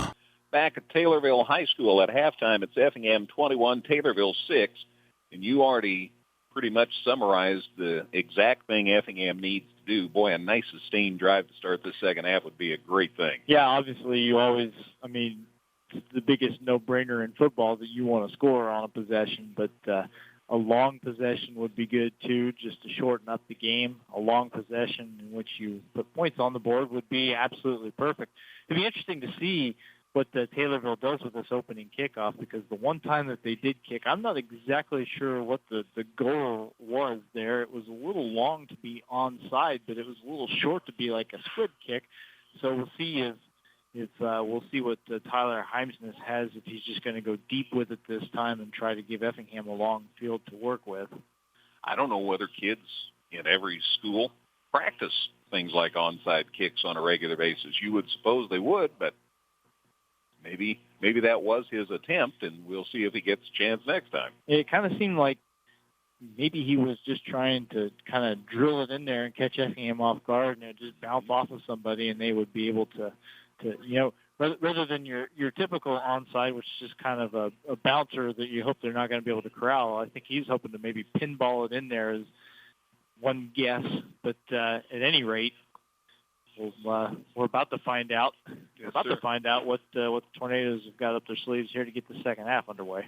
Hart's looking to go 7-0, headed to Mount Zion next Friday night, 7 o'clock, and we'll have it for you right here where you're listening. And then it's home for senior night, and that's the end of the regular season.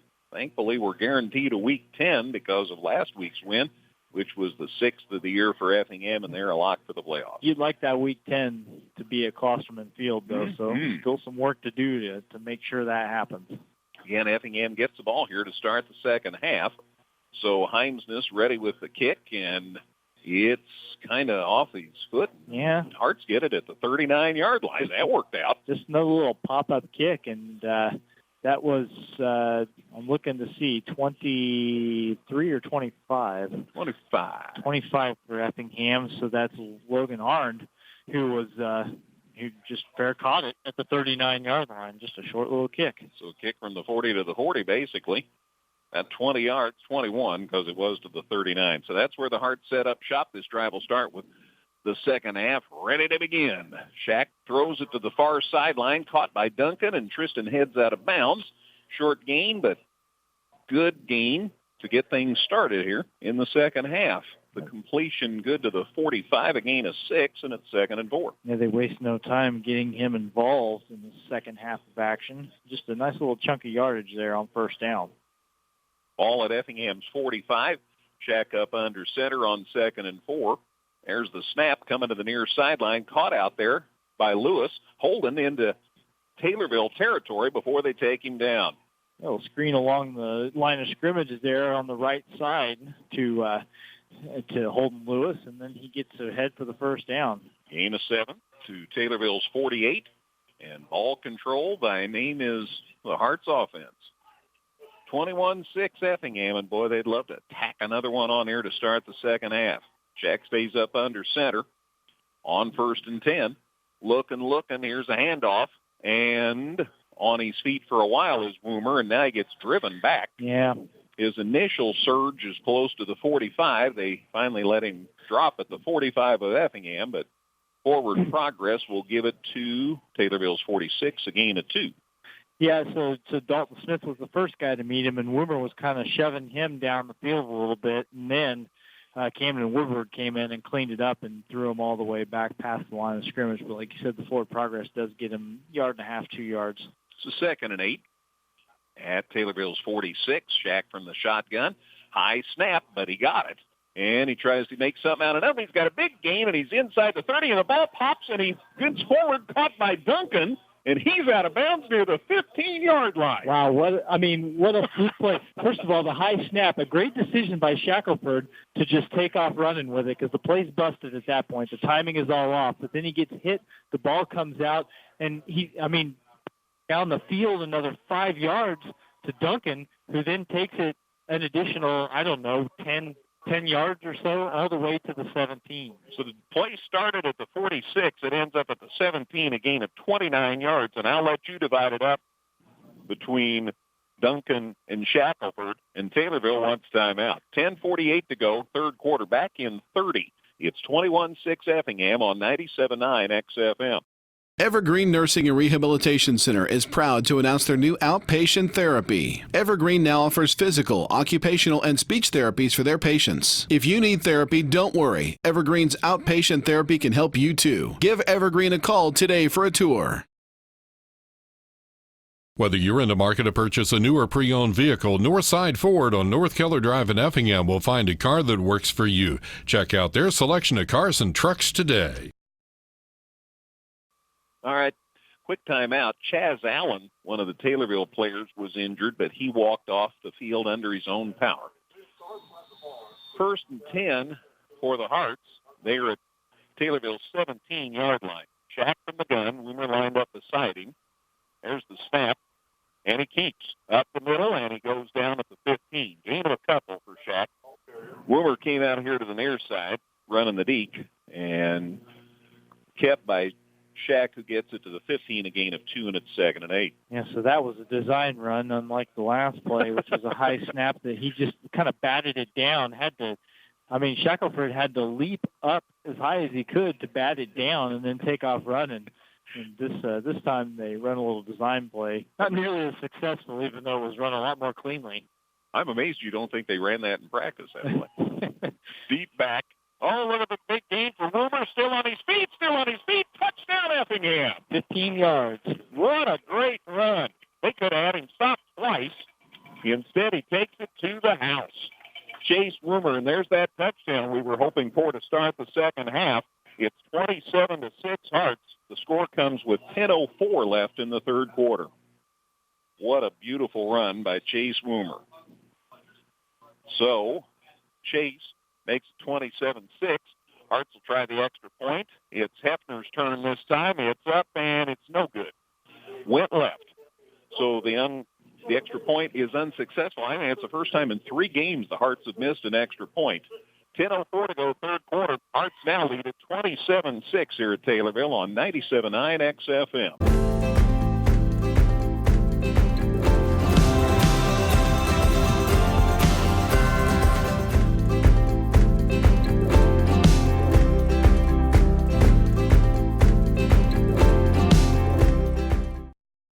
Local, secure, enduring, and more convenient than ever. Washington Savings Bank is located in Effingham, Mattoon, and anywhere you are with their 24/7 virtual branch. Enjoy the conveniences of banking with all the services offered at Washington Savings Bank. Member FDIC. I'll let Dustin tell me about that drive. I'll tell you that it was a 6-play, 61-yard drive, Greg, and minute and 56 seconds, capped off by the 15-yard run by Chase Woomer for the touchdown. Yeah, please don't ever be under the impression that I'm the one that's coming up with all those numbers. That's Dustin takes care of that, one of the 1,000 things he does on a broadcast. Ball's taken at about the 11. Taylorville brings it up the middle. Now they come to the near side, and he's out across the 35-yard line before he finally goes down. And Gunnar Franklin finally got there and made the stop on the return man, who is Kyle. Well, he's not Kyle Kerlock. He's 35, I thought. Maybe it's 25. Maybe it's 25. Maybe it's Herkert. Sorry about that. It was Herkert. Herkert has returned every kick for them and has done a good job as he has consistently returned at 20, 25 yards. So 1st and 10 at the 36 for Taylorville. Hearts now lead 27-6 here at Taylorville. Caden Milam from the shotgun on 1st and 10. There's the snap. They hand it off. They're coming to the near side in the person of Herkert. And boy, he got hit hard. Gets it out across the 40, though. And eventually, nice to see Mason Hasty in on that stop for Effingham, among others. Shaking that right arm, though, did you notice? Yeah, I don't think he's 100%, but he's out there. So the gain to the 41-yard line, gain of 5, and it's 2nd and 5. Hearts by 21, and Taylorville with the football. We're just into the second half here at Taylorville.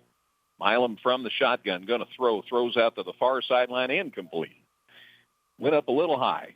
Yeah, too tall for Ethan Milam over there on the right flat. And that one goes through his hands as he tried to leap up and make the catch.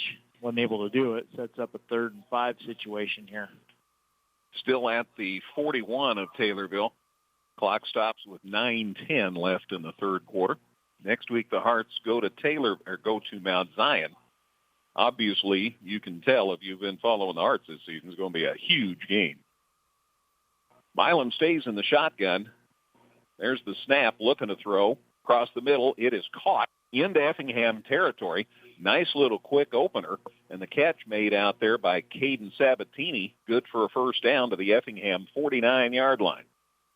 So a gain of 10 from the 41 to the 49 of Effingham. And the new set of downs for the Tornadoes. Milam's going to stay in the gun here. Nope, he moves up under center. On 1st and 10, just into Effingham territory.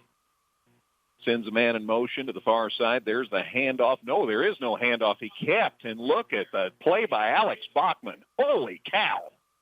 Haven Prather on the stop. 56, not 50. And it ends up right at midfield, a loss of a yard. What an attack by Prather on defense. Yeah, I don't know exactly what was supposed to happen on that play for Taylorville, but they didn't have anywhere near enough time to execute it. So it's 2nd and 11. Right at midfield. Milam stays in the shotgun. There's the snap. He's rolling to the far side. There's the pass. It is not. Nope, it is just off the hands of the Taylorville receiver, incomplete. Yeah. I thought the Hearts were going to pick it for a minute. Instead, the pass falls incomplete.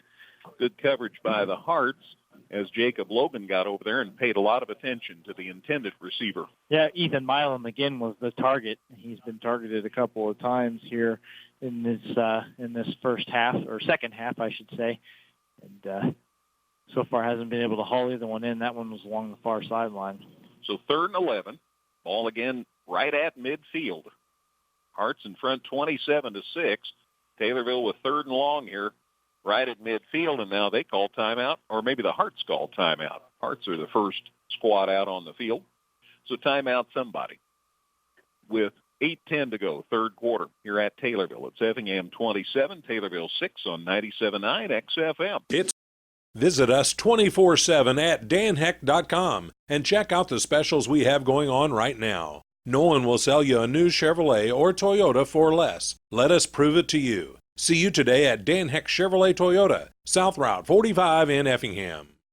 Effingham Express Care is there for all your urgent care needs. They're open 7 days a week and no appointment is needed for all injuries and illnesses. Plus, they have on-site x-ray. And they accept all major insurance and offer a self-pay discount. For more information, visit centralillinoisurgentcare.com. Quick timeout. Taylorville took it. It's 3rd and 11 for the Tornadoes at midfield, and they're down 3 touchdowns. So they know time's a wasting here, even though we're still in the third quarter. If they put the ball in the air here and don't get it, it'd be an interesting call for them at midfield with still 11 to go. Going to go up center here. Under center, Caden Milam. There's the snap, a pass out in the flats. It's caught out there, and he got around the defender, and it's a big gain inside the 30-yard line before he finally got run down. Nice run after the catch, too. Yeah, Ethan Milam again. That time just a little screen play gets it to the 28, so a 22-yard pickup. So no use wondering what they were going to do if they didn't complete it. They got a nice play there. And good speed by Alex Bachman to get there and save the touchdown with the tackle. Nice run after the catch. It's inside the 30 at the 28-yard line. 1st and 10 for Taylorville on the 22-yard gain. There's the snap. They're going to throw across the middle. It's incomplete. And Parker Wolf. Oh, and a way late flag. Now let's see what this is is about. Well, the flag came out late, but I do think Parker Wolf's probably going to get the pass interference call. I really don't see what else it could be. The ball was past everybody. Yeah. Then all of a sudden, here comes a flag. But there definitely was. They're going to call. Maybe it's holding rather than pass interference. Let's see how they mark it off. 10 for one, 15 for the other, so we ought to be able to figure this out. So they walk it off. Yeah, it's a hold to the 18. So from the 28 to the 18. So holding is the call. But it's 10 yards. Still against Parker Wolf in the coverage at any rate. And it does give them another first down. So 1st and 10 at Effingham's 18. Milam from the shotgun. There's the snap, looking to throw. Gets it across the middle, caught and dropped. And that's the only exception. He had the thing, and then he dropped it. Tyler Heimsness was the intended receiver. And it's incomplete. Stops the clock with 7:33 to go in the third. Brings up a 2nd and 10. And he might have been too open. Because, boy, it was right there. Yeah, nobody really in the neighborhood either. So the Heart's fortunate that one didn't work out. Buckle down a little bit here. 2nd and 10 at the 18 of the Hearts. I mean, Taylorville's a good team, you know. 1 loss on the season. They've got a run in them. So Effingham's defense is going to have to stand firm here. They shift 2 guys to the right side of the line. There's the snap. They hand it off, and they run it up the middle. And, boy, their run game has not been really successful, and there isn't much there right now. Yeah, I don't know what Herker can do because he tries to run to the spot, and before he can really do anything, 3 white jerseys just kind of – it looked like a game of Red Rover where he wasn't able to break through right there. Yeah. And they just took him down at the 15. Gain of 3, so it's 3rd and 7 at Effingham's 15-yard line. 7 minutes left, third quarter. Hearts in front, 27-6. But you don't want Taylorville to start feeling their oats here. So 3rd and 8. Eventually, there's the snap. Grabbed here by one hand, and he throws to the end zone, and it is not great defense by the Hearts. Jacob Logan, what a job. I thought Jacob was going to intercept that. He definitely had it in his hands right there at the goal line, but he'll settle for the breakup there. The intended receiver was flanked by Logan. Jacob dove for it, and when he saw he couldn't make the catch, swatted it away. Big defensive play. That brings up 4th down and 7 at the 15. So once again, Taylorville's in a 4th down situation near the Hearts goal line. With one exception, the Hearts have turned them away. Let's see what happens here. Milam's going to work up under center here on 4th and 7. And a whistle. And somebody was lined up offsides, my guess. And it's on Taylorville. Yeah, there's a motion beforehand, apparently. So Taylorville's first penalty of the second half comes at quite an inopportune time for the Tornadoes, as they'll have to walk it back now to their 20, so they've got even further to go here. Should be 1st and 12 after the 5-yard walk-off. Yeah. Ball back to the 20-yard line. Still 4th down. Now they have a lot of work to do. Milam back to the shotgun here on 4th and a bunch. There's the snap. Looking to throw, decides to run. Down he goes at about the 15, and the Hearts are going to have the football. Yeah, I don't know exactly if he intended to run or if he just didn't feel like he had another option, but he didn't come even close. Picked up about 5 yards when he needed 12, and Effingham's going to take it over on downs. Got the 5 yards that they just lost on the penalty. I think he looked to the end zone, Dustin, and there was nobody open. I think the Hearts had everybody covered deep. And so he tried to run it, and the Hearts stop him after the 5-yard gain, and the Hearts get the ball on downs. Well, that's a big stop after the score, and a lot of time has run off the clock now.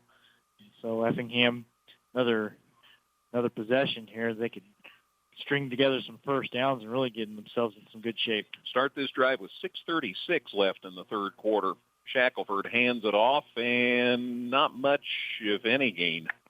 I think just back to the 15-yard line. Yeah, Chase got swallowed up pretty quickly there. So Woomer, no gain. Ball still at the 15-yard line. The Hearts, I'm pretty sure, if they can, will run, because that usually takes more time off the clock. And when you're ahead 27-6 in the second half, that's certainly something you're going to keep in mind. Gillum checks out. Kalber and another man out here near, and then Duncan to the far side, and they run it. And Woomer got about 2, maybe to the 2-yard line, or 2-yard gain to the 17-yard line. That's 16, gain 1. Not even as good a spot as we thought. So that was his 20th carry. He's up to 118 yards, but his last couple hasn't been able to get much going. So now the Hearts with a third and long 9 coming up. If I remember right, that's three games in a row. He's over 100 yards rushing. Yep. So for a guy who didn't have much in the first 3 games, as Logan Brown was running the football, Woomer stepped in, done a great job. Shakes loose, big gain near the 30 before they take him down, and a nice run on a scramble, and the gain is officially to the 28-yard line. Boy, that's got to be frustrating for the Taylorville defense to shut down Woomer twice in a row and then to watch Shackelford just scramble for the first down and extend this drive. Gain of 12, 16 to the 28, and the Hearts get the first down. And the clock keeps on running as we're at 5 minutes left in the third quarter. Hearts in front 27-6 here at Taylorville. Shack handoff to Woomer, and he just about got tripped and fell down before the handoff. Yeah. As it was, Woomer gets it out across the 30.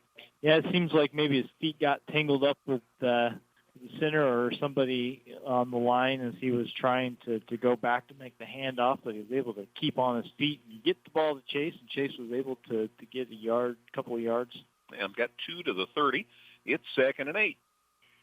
Good crowd of Effingham fans here tonight. Nice to see on a cold night. Appreciate them making the drive. Here's a pass out here in the flats caught by Duncan. Tristan, good run after the catch out to the 45-yard line. Yeah, Tristan stopped short, and his man in defense just fell down, so he had about a 7-yard cushion around him to make that catch. So 15-yard gain out to the 45 and a new set of downs for the Hearts. This is exactly what the Hearts want to do. Keep the drive going, keep the clock going when you have a 3-touchdown lead. So at their own 45, the Hearts have it 1st and 10. Shackelford gets the snap. Hand off to Woomer, going left of center, and he gets it to the 49. Gain of 4. Decent gain on first down. It's 2nd and 6. So just shy of midfield.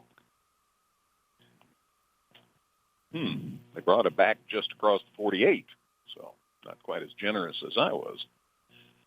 It's a 2nd down. Shack to the sideline, gets the message from Coach Hefner, heads it back out to the midfield. And they bring Duncan down here to the near side this time, split wide. Nobody split wide on the high side of the field. There's the snap, looking to throw. He's after Duncan. Pump fake. Now he goes deep. So does Duncan. And it is caught. Wow. What a grab by Tristan Duncan. A great route and then a great over-the-shoulder grab by Tristan Duncan. And his 4th catch of the game is all the way down and deep into Taylorville territory. Inside the 15-yard line. They will spot it finally at the 13-yard line, a gain of 32 yards. 13-yard line, the Hearts have a new set of downs. Already in front, 27-6. Shack up under center. Hand off Woomer up the middle. Good run. Gets it inside the 10 near the 7 before they take him down. Nice run that time by Chase. They'll spot it at the 7-yard line, a gain of 6. And it's 2nd and 4. Shack back out from the sideline with the play. Duncan goes wide to the near side this time. Hearts lined up in the eye otherwise. Now they shift that double formation to the right side of the line. Here's the handoff. No, they throw it. It's caught. Gillum inside the 5 near the 1 before they take him down. And Gillum tried to turn and barrel his way over across the goal line, but not quite able to do it. It is going to move the chains once again, set up a 1st and goal from the 1-yard line. At the 1, so Dustin a gain of 6. 1st and goal to go at the 1. Hearts trying to get a 4-touchdown lead here. Shack up under center. Hand off deep to Woomer, and they got him from behind. Nice defensive play as the Tornadoes' Chaz Allen came around and got him from behind. It'll be 2nd and goal, and they might have lost a yard. Not going to give it to him back at the 1. So for what it does, I mean, it's just another, it's another 30, 40 seconds that are going to run off the clock here. So we are under 2 minutes to go in the third quarter.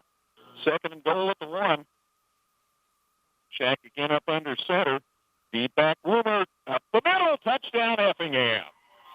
Just right of center. Nice work by the line to give him a big hole. Chase hit the hole, and the Hearts extend the lead to 33-6. The score comes with 1:42 left in the third quarter. So the Hearts have extended the lead here in the second half with back-to-back scores. Long drive, lots of plays run. Chase gets in the end zone for the second time tonight. Extra point try from Parker Wolf's hold. The kick by Ivan Angels up and good. 34-6. Hearts at Taylorville. Back with a kickoff in a minute on 97.9 XFM. Evergreen Nursing and Rehabilitation Center is proud to announce their new outpatient therapy. Evergreen now offers physical, occupational, and speech therapies for their patients. If you need therapy, don't worry. Evergreen's outpatient therapy can help you too. Give Evergreen a call today for a tour. Whether you're in the market to purchase a new or pre-owned vehicle, Northside Ford on North Keller Drive in Effingham will find a car that works for you. Check out their selection of cars and trucks today. Kickoff to Taylorville is returned out across the 30-yard line before the return man goes down. And among them out there on the stop for the Hearts is Trevin Benavides. We've talked about him a lot on special teams this year. The ball is returned to the 32-yard line. So that's where Taylorville will set up shop. This drive begins with a minute 31 to go in the third quarter. 34-6 Hearts now. Beautiful drive. I'll tell you about it here in a second. See what Taylorville can do here on first down at their own 32-yard line. We're late in the third quarter. Hearts now with a 4-touchdown lead. There's a handoff, and the pitch came at the last second, and the quarterback paid a price for it as Herbeth laid the wood to him. Caden Milam got the pitch made, and then down he went. And the pitch doesn't accomplish much. The gain's to the 32. No gain, in fact. It does get another Taylorville player into the rushing column as Chaz Allen took his first carry of the game thanks to that late pitch, but no gain, like you said. And Milam took a big shot as he was getting rid of the football at the last possible second. So 2nd and 10, still at the 32. Milam back in the shotgun here. And that's a different quarterback. It is. It's Sean Kashowski. And the play ends up back about the 25. I want to double-check, though. And Jacob Stoneburner got in there and caused a loss back to the 29-yard line. So a loss of 3 back to the 29-yard line. Yes, so Milam clearly not okay after taking that shot. As again, it is number 8, Sean Kachowski, that is out there taking the snaps now instead of Caden Milam. Kachowski's a junior, 6'4" and 175, and he did quarterback that play for Taylorville. And that's going to let the clock run down, and we have 3 quarters in the books here at Taylorville. And, boy, it's been a good night for the Effingham Hearts. After 3, Hearts 34, Taylorville 6.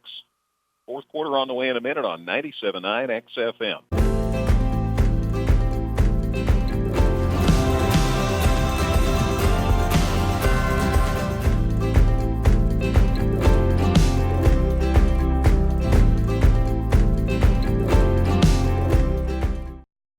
Local, secure, enduring, and more convenient than ever. Washington Savings Bank is located in Effingham, Mattoon, and anywhere you are with their 24/7 virtual branch. Enjoy the conveniences of banking with all the services offered at Washington Savings Bank. Member FDIC. All right, we start the fourth quarter. Taylorville with the ball at their own 29-yard line. And again, Gachowski is now the quarterback for the Tornadoes. He's throwing it up in the air, and the Hearts are going to pick this one. Great. Just across midfield by the Hearts. That's Jacob Logan. He's got a good return going. He's to the 30 of Taylorville before down he goes, and then there's a flag. I think somebody might have got a face mask to bring Logan down. But the Hearts have great field position as, again, the quarterback, Chakowski, just threw it up for grabs. Yeah, he just threw that one way up in the air and not to anyone in particular. Easy pick. The flag is right at the 30, right at the end of the play. That's why I thought it might be a face mask. They're going to it's at the 31, they say. The return is to the 31, and now the penalty is on the Tornadoes, and it's an extra 5, so I'm guessing it's inadvertent face mask. Yeah, there's the signal from the official, inadvertent face mask. So 5 yards in addition to the return yardage, and the Hearts start this drive at Taylorville's 26. And the drive starts with 11:45 left in the game. So the Hearts already up 34-6, get the ball back on a pick. Shack the snap, he gives it off, and that's Keegan Baker, and he gets it inside the 25-yard line. So Keegan Baker, who we're seeing more and more of in the Hearts backfield, a gain to the 23-yard line. So a gain of 4. From the 27 to the 23, and it's 2nd and 6. Holden Lewis back in for the Hearts here. And Duncan splits wide to the right with Holden Lewis. Hearts stay in the eye. Nobody down here on the near side deep. Shack looking to throw. Gets the throw away. Caught by Holden Lewis. Nice run after the catch, too, as he gets it inside the 20. He's out of bounds at about the 18-yard line, so a 5-yard gain. And a good start on that set of downs. Hearts run a couple of big boys back out there after a breather. Jacob Stoneburner and Jacob Briggerman, so a pair of Jakes coming your way. They'll take up some space. And the gain was, again, a 5 to the 18-yard line. So 2nd and 5. Waiting. There's the handoff, and Baker's looking for an opening, and boy, there wasn't one. Hang on to the ball in that case, Keegan. And down he goes. No sledding there. Boy, if they're going to give him no gain, oh my gosh. Take that. Yeah, almost to the 17. They gave him a yard. Thank you very much. That's the fortuitous spot. Still 4th down, though. Obviously, this deep in Taylorville territory. The Hearts will go for it. And Shack up under center here on 4th down. Handoff. Baker comes to the near side, dives forward. He's about the 15. It's going to depend on where they spot it. Hearts, of course, are signaling 1st down. Of course they are. And you know what? They're right. 1st down, Effingham. Keegan Baker took it to the left side of the line and dove forward to the 15, and that was enough for a big enough gain for a 1st down. So the Hearts with a new set of downs at the Taylorville 15-yard line, already leading 34-6, and we're into the 4th quarter of this game. Things are looking bright. Let's see what happens here with a new set of downs. Shack, deep man, Baker. Right side. Look at, he's opening inside 5. He is in for a touchdown. Great containment by the line. They just plugged it at the middle of the line, and Baker swept to the outside and takes it in for the score. I think that's probably the first time that Keegan's gotten in the end zone this season, and a 15-yard touchdown run. Hearts salting this thing away, baby. He is a happy man as he comes off the field. The score comes with 9:41 left in the contest. And Yvonne Angel trying the extra point, puts it up, looks good to me. The officials agree, and the Hearts lead it 41-6 here at Taylorville. What a game. Back with a kickoff in a moment here on 97.9 XFM. Visit us 24/7 at danheck.com and check out the specials we have going on right now. No one will sell you a new Chevrolet or Toyota for less. Let us prove it to you. See you today at Dan Heck Chevrolet Toyota, South Route 45 in Effingham. Effingham Express Care is there for all your urgent care needs. They're open 7 days a week and no appointment is needed for all injuries and illnesses. Plus, they have on-site x-ray. And they accept all major insurance and offer a self-pay discount. For more information, visit centralillinoisurgentcare.com. Boy, the kickoff was about to the 20, and that was just about where the ball ended up, at the 20. Hearts swarmed defensively. Nice job. And we'll see where they set her down here. It's first down for Taylorville regardless.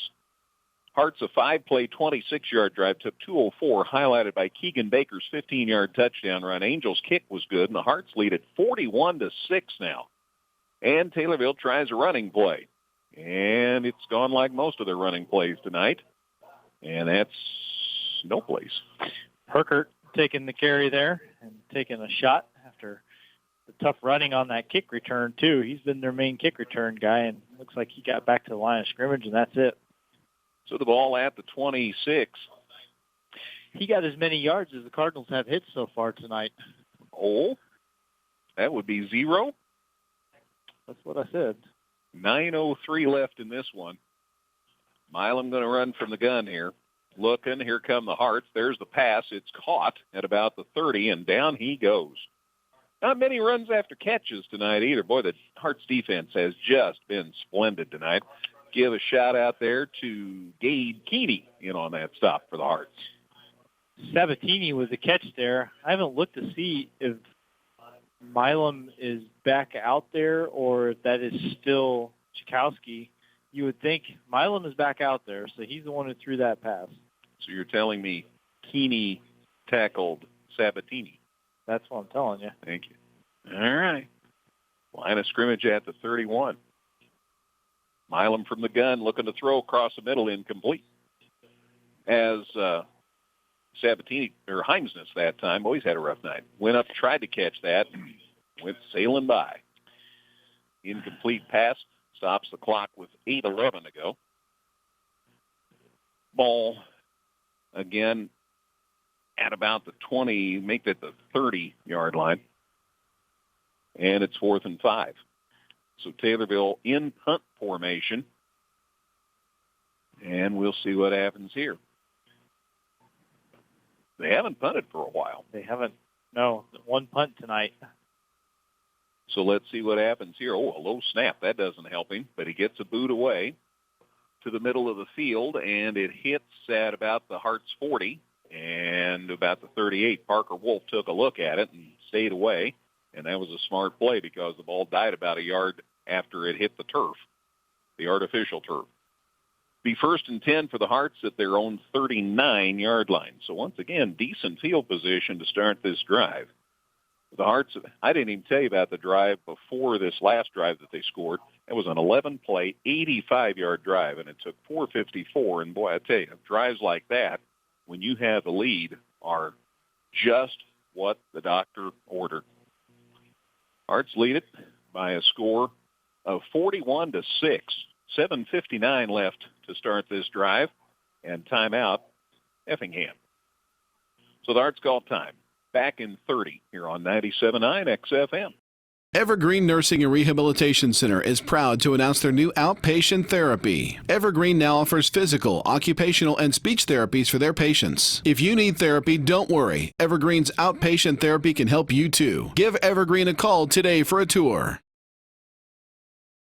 Whether you're in the market to purchase a new or pre-owned vehicle, Northside Ford on North Keller Drive in Effingham will find a car that works for you. Check out their selection of cars and trucks today.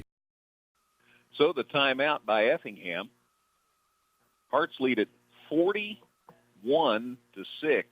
7:59 remaining in this one. Hearts will have it 1st and 10 at their own 39-yard line. What a performance by Effingham tonight. No, I didn't. I got a comment from an old friend there who we might have a 3rd and 12, though. There, that's my response. 1st and 10 at the 39. And Shaq up. Oh, no, it's Nate Thompson up under center, and he hands it to Keegan Baker, and he gets near midfield before they take him down. So Nathan Thompson in at quarterback for Effingham. And Baker to the 49.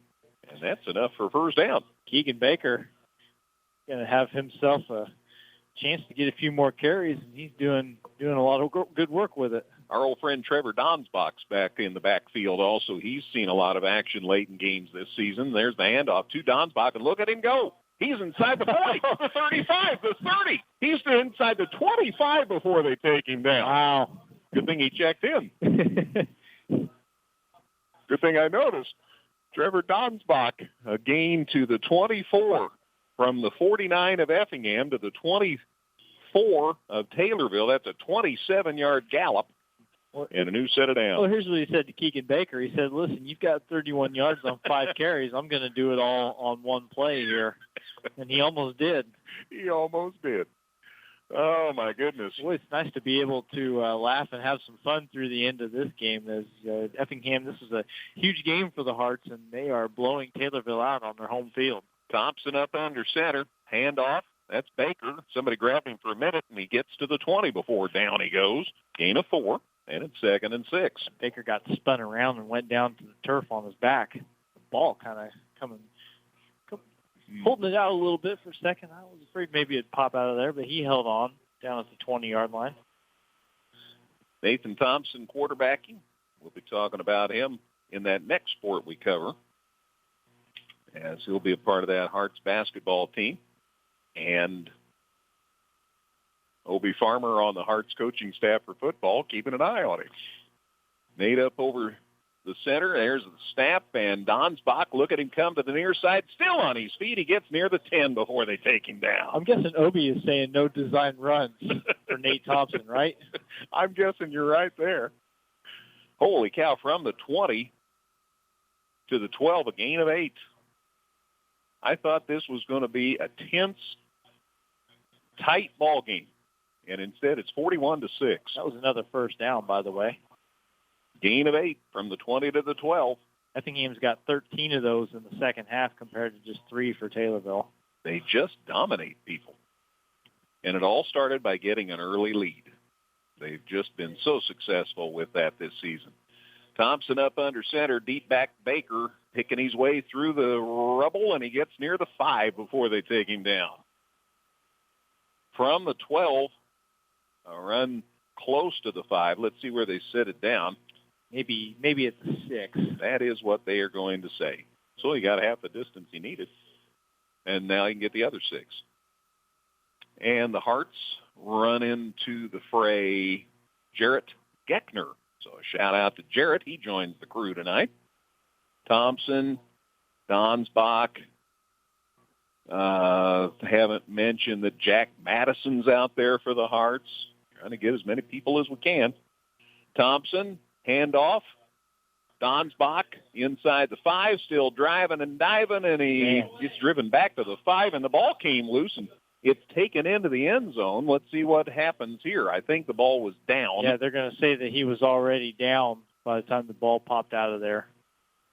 So the gain for Donsbach, they're going to put it at the 7? I guess because... I guess that's where they're going to say the ball was called dead. So a 1-yard loss, actually, on that play. I thought it was a lot more fun than that. Turned out to be a 1-yard loss back to the 7-yard line. Well, there's definitely a lot happening there. But, it turns out the play itself pretty innocuous. We're down to 4:25 left in this one. Thompson up under center. There's the snap. Handoff to Baker. Keegan Baker gets loose. He's in. Touchdown, Effingham. Whew, this is fun.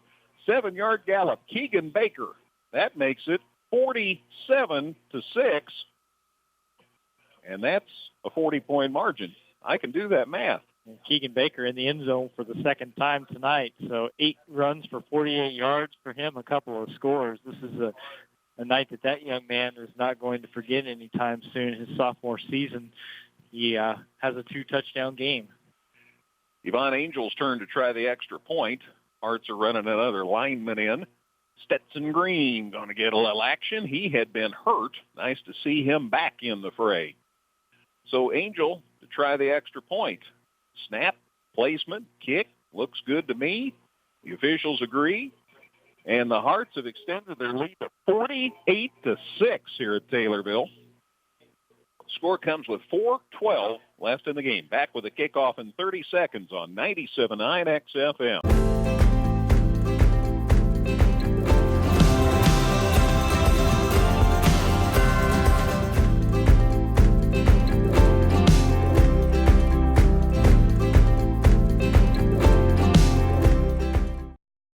Local, secure, enduring, and more convenient than ever. Washington Savings Bank is located in Effingham, Mattoon, and anywhere you are with their 24/7 virtual branch. Enjoy the conveniences of banking with all the services offered at Washington Savings Bank. Member FDIC. We got from across the field. Anyway, we're back at Taylorville. We're down to 4:12 left in the game. And Effingham with that last touchdown by Keegan Baker now in front, 48-6. Here's the kickoff. Taylorville takes it about the 25-yard line, and that's pretty much where the return man goes down. The Hearts just don't quit. The return man that time was Sean Jakowski, and he had the ball out to the 27-yard line. That's where Taylorville will set up shop here. 1st and 10 at their own 27 with 3:43. We'll talk with Coach Hefner, all of Dustin's stats. Caleb will have scores for us. I'll recap the scoring. It's all on the way in a busy post-game show. And headed to Mount Zion next week. The Hearts are going to be 7-0. And it sounds like Mount Zion will be as well, as they had a big lead nearing halftime over Lincoln. No reason to believe anything's changed there, which means that's going to be a huge game next week. 1st and 10 for Taylorville at their 27 to start this drive, probably their last one of the night if the Hearts have their way. And he drove it up the middle, and then he's looking for who was driving that truck that hit him. Boy, there was just nothing there. Taylorville's 5-1 game, and the Hearts have just taken their number tonight. The carrier that time, Benjamin Michael, he's a junior, and no gain. 2nd and 10, still at the 27. And the Hearts are perfectly content to let Taylorville take all the time they want here between plays. Yeah, the clock's not going to stop either way, so I'm just going to let this one run down. Continuous clock since the Hearts scored that last touchdown. There's the snap. And Milam on his horse trying to run for his life, throws it incomplete out here near the Hearts sideline. And they're going to say that was grounding. And I can see why they might. Flag's thrown back inside the 15-yard line. So let's see how this is all sorted out.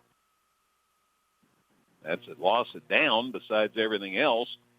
And the penalty does not stop the clock. So this may end the game. The flag's laying on the 15-yard line. So a penalty and loss of down. So back to the 10 now. Plus, it's now Taylorville ball. And 3rd down in a mile of territory. 3rd and 27. They are at their 10 now after starting this drive near the 30. And minute 15 to go, so probably a play or two left here. Milam went over to the sidelines to find out from Jeb Odom just what he is to do. This could be the last play of the game. Milam from the shotgun. There's the snap, and he just stands there. That was us. Taylorville has called the timeout. Called time. So the snap, and then they called time, so they must have called time before the snap. And ball's laid down at the 10. So let's take a 30-second break here, Caleb. We'll be back with more in a minute. Hearts way in front, 48-6 here on 97.9 XFM. Visit us 24/7 at danheck.com and check out the specials we have going on right now. No one will sell you a new Chevrolet or Toyota for less. Let us prove it to you. See you today at Dan Heck Chevrolet Toyota, South Route 45 in Effingham. Effingham Express Care is there for all your urgent care needs. They're open 7 days a week and no appointment is needed for all injuries and illnesses. Plus, they have on-site x-ray. And they accept all major insurance and offer a self-pay discount. For more information, visit centralillinoisurgentcare.com. All right, Taylorville called time.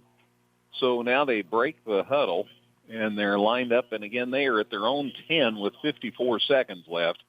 Milam from the shotgun. There's the snap, and he's going to punt it. And he punts it straight up the air, and the Hearts are going to have great field position to go into the victory formation. They get away from it. It started coming back Effingham way, and it's finally grabbed by Taylorville at Taylorville's 36-yard line. Just for the record, Gage Rusher, a sophomore, picked up that ball for Taylorville. So it's 1st and 10 for Effingham at Taylorville's 36, and they are not going to have to run another play. That is the show. Big, big win. I had no idea what to expect in this game, and the Hearts a convincing win to say the least. Final score here at Taylorville, Effingham 48, Taylorville 6. We'll talk with Coach Hefner. We'll run through all those stats, and we'll also give you the scoring and the scores. It's all on the way in a busy post-game show in a minute on 97.9 XFM. Evergreen Nursing and Rehabilitation Center is proud to announce their new outpatient therapy. Evergreen now offers physical, occupational, and speech therapies for their patients. If you need therapy, don't worry. Evergreen's outpatient therapy can help you too. Give Evergreen a call today for a tour. Whether you're in the market to purchase a new or pre-owned vehicle, Northside Ford on North Keller Drive in Effingham will find a car that works for you. Check out their selection of cars and trucks today. This is the Lustig Custom Cabinets postgame show. Handcrafted cabinetry built right here in Effingham. Final score here at Taylorville High School, Effingham 48, Taylorville 6. These teams have played each other, well, I can go back 40 years, and I don't ever remember this lopsided a score. Effingham 48, Taylorville 6. Taylorville's second straight loss. They're now 5-2 on the season. The Hearts now 7-0 on the campaign, heading to Mount Zion. Also expected to be 7-0 once we get the scores from Caleb here in a minute. And we'll have that for you next Friday night at 7 o'clock on 97.9 XFM. Here's a recap of the scoring in this one tonight. Effingham scored with 7:43 to go in the first quarter, staging a 4-play, 56-yard drive, highlighted by a 19-yard touchdown run by Nathan Shackelford. The kick was good. Took a minute 47 to complete the drive, and the Hearts had a 7-0 lead.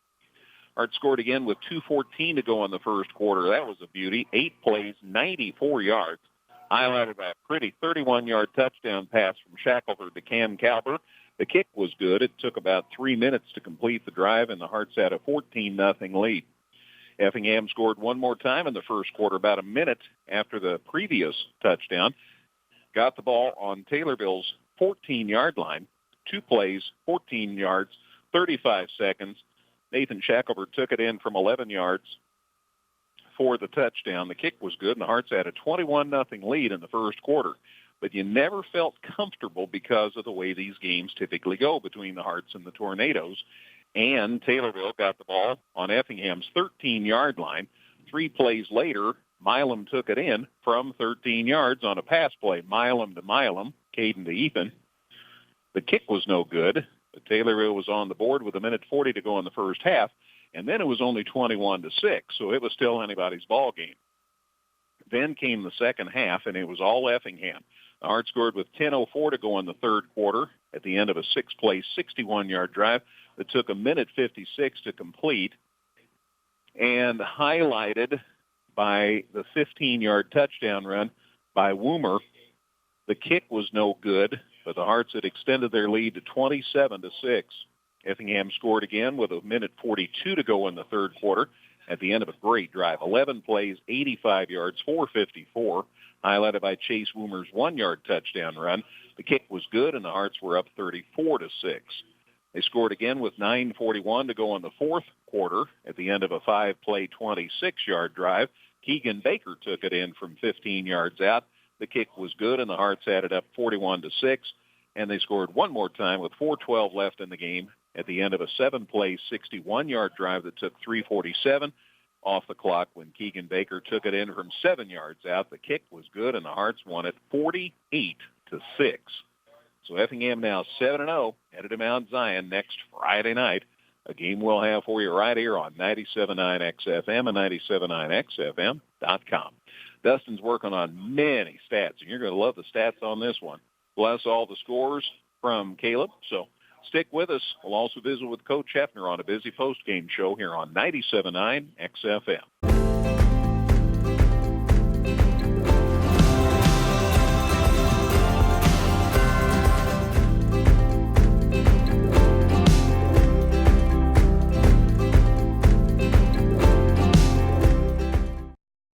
Local, secure, enduring, and more convenient than ever. Washington Savings Bank is located in Effingham, Mattoon, and anywhere you are with their 24/7 virtual branch. Enjoy the conveniences of banking with all the services offered at Washington Savings Bank. Member FDIC. Back at Taylorville High School, final score tonight, Effingham 48, Taylorville 6, and that leaves the Hearts with a 7-0 mark on the season. Headed to Mount Zion next Friday night. And Dustin has a double armload of stats that he's going to run through. C.J. Schmidt, who's like a popsicle on this first official day of the football weather, in to do the video work on the post-game show. Caleb Moody back at the studios gathering scores. What am I doing? Well, I'm here to remind you that we'll be in Mount Zion next Friday night. A reminder also about the National Trail Baseball Tournament. While we have a moment, the games were postponed from tonight to Saturday, and then they were postponed from Saturday to Monday. So we'll have the finals of the National Trail Conference Baseball Tournament for you on Monday. Third place game at 4 o'clock at Paul Smith Field between North Clay and South Central. Championship game at 7 o'clock Monday night between St. Anthony and Altamont. Hear both of those games on KJ Country at 102.3 and KJCountry.com. Of course, haven't mentioned NASCAR. Our next broadcast will be Sunday. Just one race this weekend. That'll be at Talladega. A 500-miler. Coverage starts at noon on your home for NASCAR, KJ Country at 102.3. So plenty going on. And the latest on the Cardinal game was that the Nationals were still in front 1-0. And Dustin, what do we have? Yeah, it's in the top of the seventh. Washington's got runners on first and third, 2 outs, and Anibal Sanchez pitching for Washington still hasn't given up a hit in 6 innings. But it's still a nothing game. Yeah. So, hey, we've seen games turn late in the postseason for sure. So thank you for that update. And by the way, I could give you football stats too if you're interested. We are vitally interested. Well, hey, I just finished them up, and they're good. Effingham outgained Taylorville 435 to 196. That includes a big discrepancy in the second half as the Hearts outgained Taylorville 233 to 34 in the second half of play. So Effingham got off to a quick start, had a decent lead at halftime, and then just came out in the second half and landed a couple of big punches, and the next thing you know, they're blowing this thing out. But the Hearts 23 first downs tonight, 16 on the ground, 6 through the air, 1 by penalty. That is compared to just 12 Taylorville first downs. They had 6 rushing first downs. They moved the chains by the pass 5 times, and they also had 1 penalty for a first down. But really it was the running game that was the big difference maker. Effingham ran the ball 43 times tonight for 300 yards. That's a 6.9 yard average. That's a real nice number there. And 6 touchdowns. 6 of the 7 Effingham touchdowns came on the ground. Compare that to Taylorville's rushing attack, 33 running attempts for the Tornadoes for 91 yards. That's a 2.8 yard average. They were held to -3 yards on 9 rushing attempts in the second half of play. And so there you go. That's pretty good. Yeah. Effingham still only threw the ball 13 times in this contest. They completed 9, had 1 intercepted for 135 yards and 1 touchdown. But they were a perfect 6 of 6 for 78 yards in the second half. Taylorville, meanwhile, ran 21 passing plays for 105 yards. 8 of those were completed, 2 of them intercepted, and they scored their lone touchdown of the night in the passing game. So again, Effingham, 56 plays from scrimmage for 435 yards. Taylorville, 54 plays for 196. Turnovers, there were several. Effingham was picked off once, so Taylorville did have 1 takeaway, but the Hearts intercepted 2 passes and also recovered 2 fumbles. So the Hearts won the turnover battle. Penalties, 6 of them for 55 yards for Effingham, although just 1 in the second half. And Taylorville was penalized 5 times for 35 yards. Let me get out my time calculator real quick so I can tell you exactly what the time of possession was. Effingham had the ball for 24 minutes and 1 second in this game. It's going to be real close to the same. In fact, I can do that math in my head, as Taylorville had it for 23:59. So the time of possession pretty much split right down the middle, but Effingham clearly doing a little more with its time with the football with the big win. Let's go ahead and shift gears to some individual numbers. And Taylorville ran the ball. Man, they had, by the time this night was over, 9 different kids ran the football for Taylorville, and really none of them could get much going. Austin Herkert, 13 carries for 43 yards. He was their leading rusher. Caden Milam, 12 runs for 24 yards. Camden Woodward, 3 yards on his 1 carry. Mason Clayton, 21 yards on his single carry. Dalton Smith, 2 runs for a grand total of 0 yards. Caden Sabatini, 1 run for a yard. Ethan Milam ran the ball 1 time and lost a yard. And then Chaz Allen and Benjamin Michael each took 1 run late in the game. Both of them got back to the line of scrimmage and nothing more. So a lot of guys running the football, but nobody really being able to do a whole lot. Caden Milam, 8 for 20 passing tonight for 105 yards, 1 touchdown, 1 interception. He had to come for a little bit there in the second half, got shaken up when he took a hit in the backfield, and Sean Chikowski played quarterback long enough to throw 1 pass and get intercepted. Ethan Milam was the leading receiver for Taylorville, 54 yards on 3 receptions, including a 13-yard touchdown. Camden Woodward had a 30-yard reception, and Caden Sabatini 3 catches for 21 yards. To expedite things a little bit because, well, no, Coach Hefner's not making his way up here yet, so I got a little more time. Camden Woodward had an interception and an 18-yard return for Taylorville. Austin Herkert, 106 yards of return yardage on 6 kick returns. And I think that'll about do it for Taylorville. Jackson Tech's 2 punts, 34-yard average. Caden Milam also had a 26-yard punt. And I really am done now with the Tornadoes' individual stuff, so let's take a look at what Effingham did. And Chase Wimmer had him down for 130 yards on 25 carries, a couple of touchdowns tonight. In fact, 3 different Effingham players rushed for 2 touchdowns. Nate Shackelford also found the end zone twice. 76 yards on 7 runs for him, 19 and 11-yard touchdown runs for him. I should mention that Chase Wimmer's first touchdown was from 15 yards out. He also punched one in from a yard away. Had carries of 26 and 13 early in the game. Another double-digit run of 10, and, of course, the 15-yard touchdown. So another big night for Chase as he has really embraced the feature back role for this Effingham offense. Keegan Baker, he got a lot of good action there late in the game as the Hearts salted this one away. 8 carries for 48 yards and 2 scores for Keegan. Like we said tonight, the sophomore is not going to forget anytime soon. 15 and 7-yard touchdown runs. Tristan Duncan, you know, I kind of had to ballpark this a little bit because there was a play there where Nate Shackelford took a high snap and ran with it and got the ball popped out, flew forward a little bit, and Duncan caught it and ran a little bit more with it. At the end of the day, I put him down for 12 yards. I don't have any clue exactly how close that is. We'll have to see what Effingham statistics were, but sounds like Solomon-like wisdom to me. You got to give it to somebody. Mm-hmm. So there they are. And then Trevor Donsbach, he had 34 yards on 3 carries, and 27 of them came on his first touch. So he made the most of a little bit of late action there. And then you had Shackelford 9 of 13 tonight for 135 yards, 1 touchdown, 1 interception. That touchdown was to Cam Calber, his lone catch of the night, the 31-yard touchdown catch. Tristan Duncan, 4 receptions for 70 yards. Now I want you to keep in mind that he was 6 shy of equaling the career receptions record coming into this game. So he caught 4 passes tonight. So 2 to go. So he's at 78 receptions for his career. Jet Gillum, 2 catches for 32 yards, and Holden Lewis, 2 receptions for 12 yards.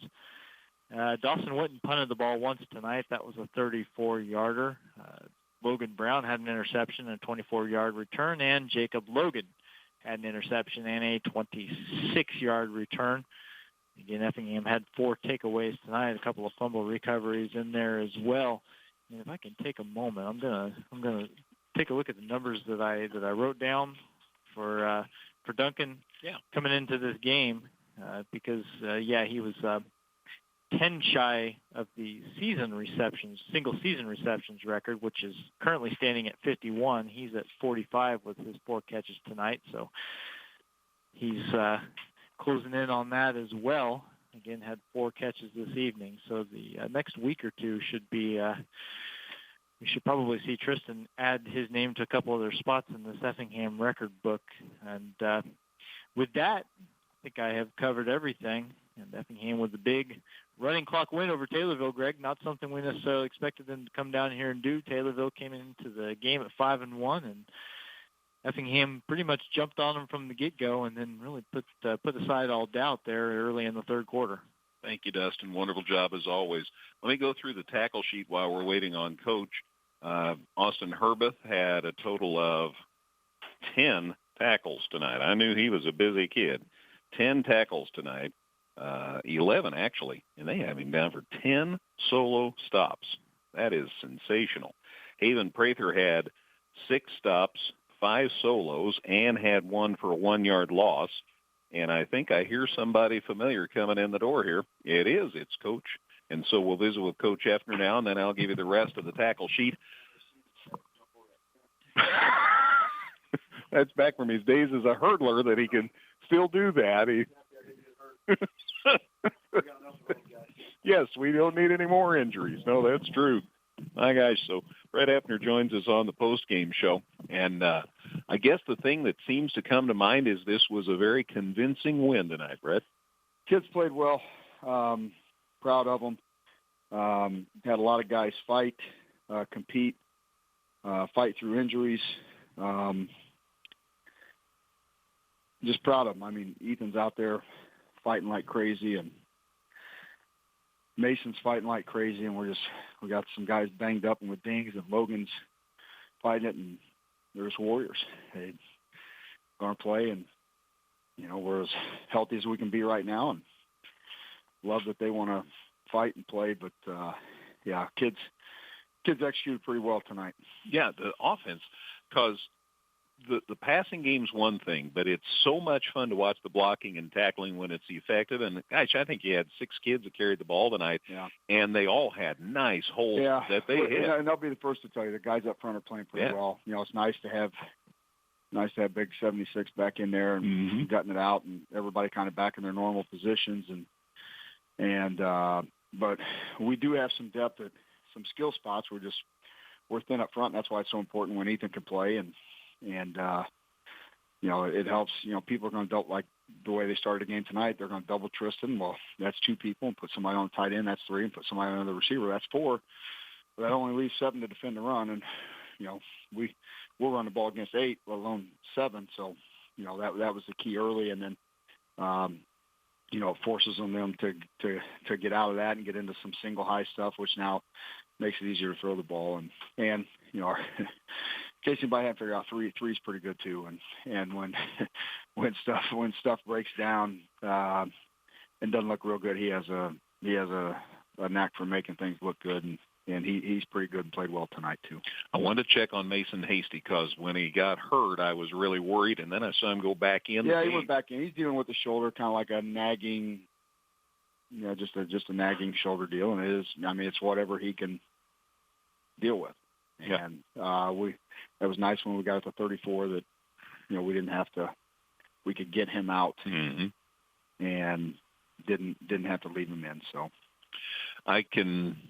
And Effingham's played Taylorville since I had hair. I mean, it's gone on forever, this battle. And this is such a big win to come up here and win so convincingly at their place. Yeah, it's big. And they were like us a couple of years. They graduated a ton of kids. That group they had last year was a special group. But they beat us pretty bad at our place, beat us by 40 at our place. So it was nice to turn around our kids. A lot of these guys were part of that. And it's a pretty meaningful win. A lot of kids on tackles as usual. A lot of things to talk about. Your special teams did a great job again tonight. You got a pick. So many things to be happy about. I want to ask you about the play, though, where Shaq took off with the ball, and then it all of a sudden ended up in Tristan's hands. He got it knocked out. He got it poked out. So it looked like a forward pass, but he got it knocked out from behind. We were fortunate, if you remember, the snap was high. The snap was high because he forgot to say gun, so Stetson thought he was under center. So actually Stetson shot it back thinking that he was under center. So fortunate all the way around. But we talk a lot about being lucky, and sometimes that's part of it. Sometimes staying healthy is part of it, So, but yeah, so we were fortunate on that one. And 7-0 looks like Mount Zion's going to be 7-0. It's going to be some clash next Friday night. Yeah, we the nice thing for us, we've got nothing to lose. They've been the conference pick from the beginning. Everybody's picked them and Rochester basically to come out of the South.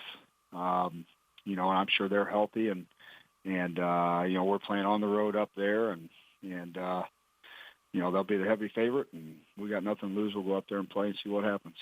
We're good on natural turf and artificial as well. Well, I'll tell you what, I'm happy we were here tonight because after all the rain, now it doesn't, the field doesn't come into play. So to be able to get on turf tonight was a big deal. And I'm sure, I would imagine it'd be a heck of a crowd next week.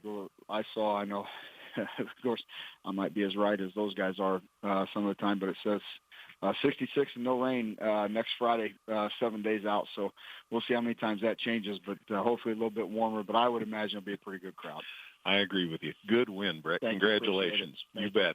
Hearts go to 7-0 as a convincing win, as I said, as they get the win tonight here at Taylorville, over Taylorville, 46. Hearts go to 7-0, and again, heading to Mount Zion next Friday night. Okay, we were talking about the tackle sheet, weren't we? Let me give credit where credit's due here. And I'll, as soon as I can, my phone, now. It's here. I can tell you the Cardinals just got up a bases loaded jam in the top of the seventh, so they're still down. They're down 2-0. Yeah, Kendrick, king of the world now. He got a RBI with 2 outs to make it 2-0 Nationals. Yeah, thank you.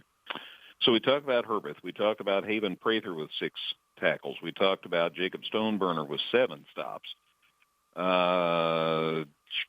Logan Brown had 4 tackles as well from Mason Hasty. Jacob Logan had 4 stops.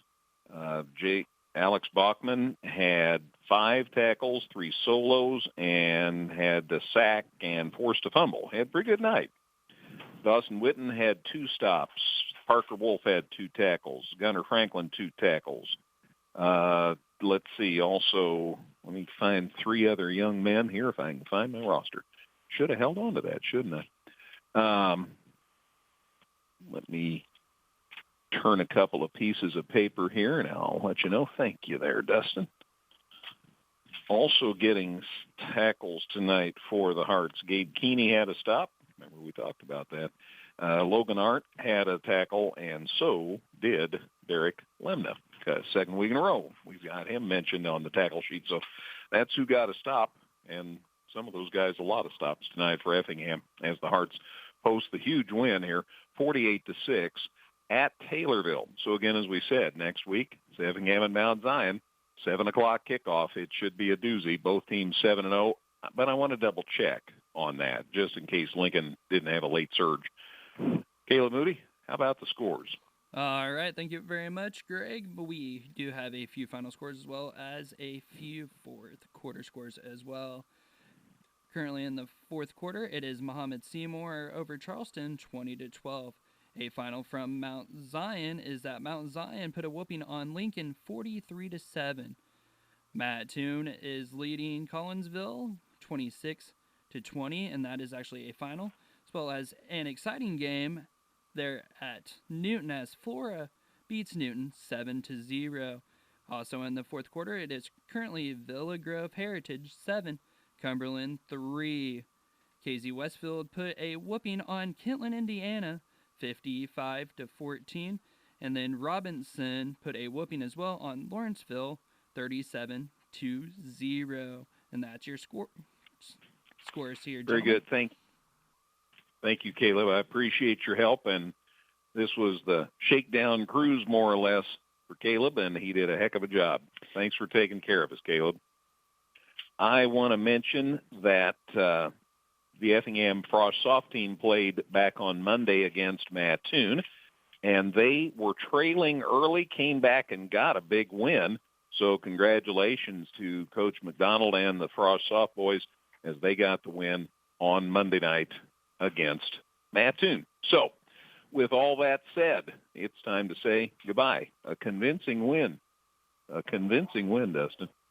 Both Effingham and Mount Zion going to be coming off convincing wins, and we talked about it. You got to get it done here in order to set up that big matchup next week. And both teams took care of the business, and now it's going to be a heavyweight fight a week from tonight up in Mount Zion to decide the Apollo Conference. And really, there's still plenty of other things at stake for both teams. They obviously want the best draw in the playoffs they can get, and so remaining undefeated would certainly behoove the both of them. There's just it's going to be a good one, and we know we've been doing this a while now, and going to Mount Zion and getting the W, that's not an easy thing to do. This Effingham team's certainly good enough, but it's going to be quite the task. Without a doubt. I hope Coach is right about 66 degrees. Be okay with that. 66 degrees, no wind, not a lot of wind, no rain. That would be perfect for us, selfishly, and I'm sure his guys would be okay with it too. Since we'll be looking at the big outdoors, I'm sure. That's Dustin White. Thanks to him. Thanks to CJ, who I think is no longer a popsicle. He has thawed out some. He's better. He's better now. CJ Schmidt, who's headed down to do good work with the Scouts. And thanks again to Caleb Moody back at the studios. Final score again, Effingham 48, Taylorville 6. This game at Taylorville, a convincing win as the Hearts go to 7-0. For all those guys, I'm Greg Sapp. Enjoy your weekend, everybody, and good night, everybody. Thanks for listening. This has been a production of Premier Broadcasting Incorporated.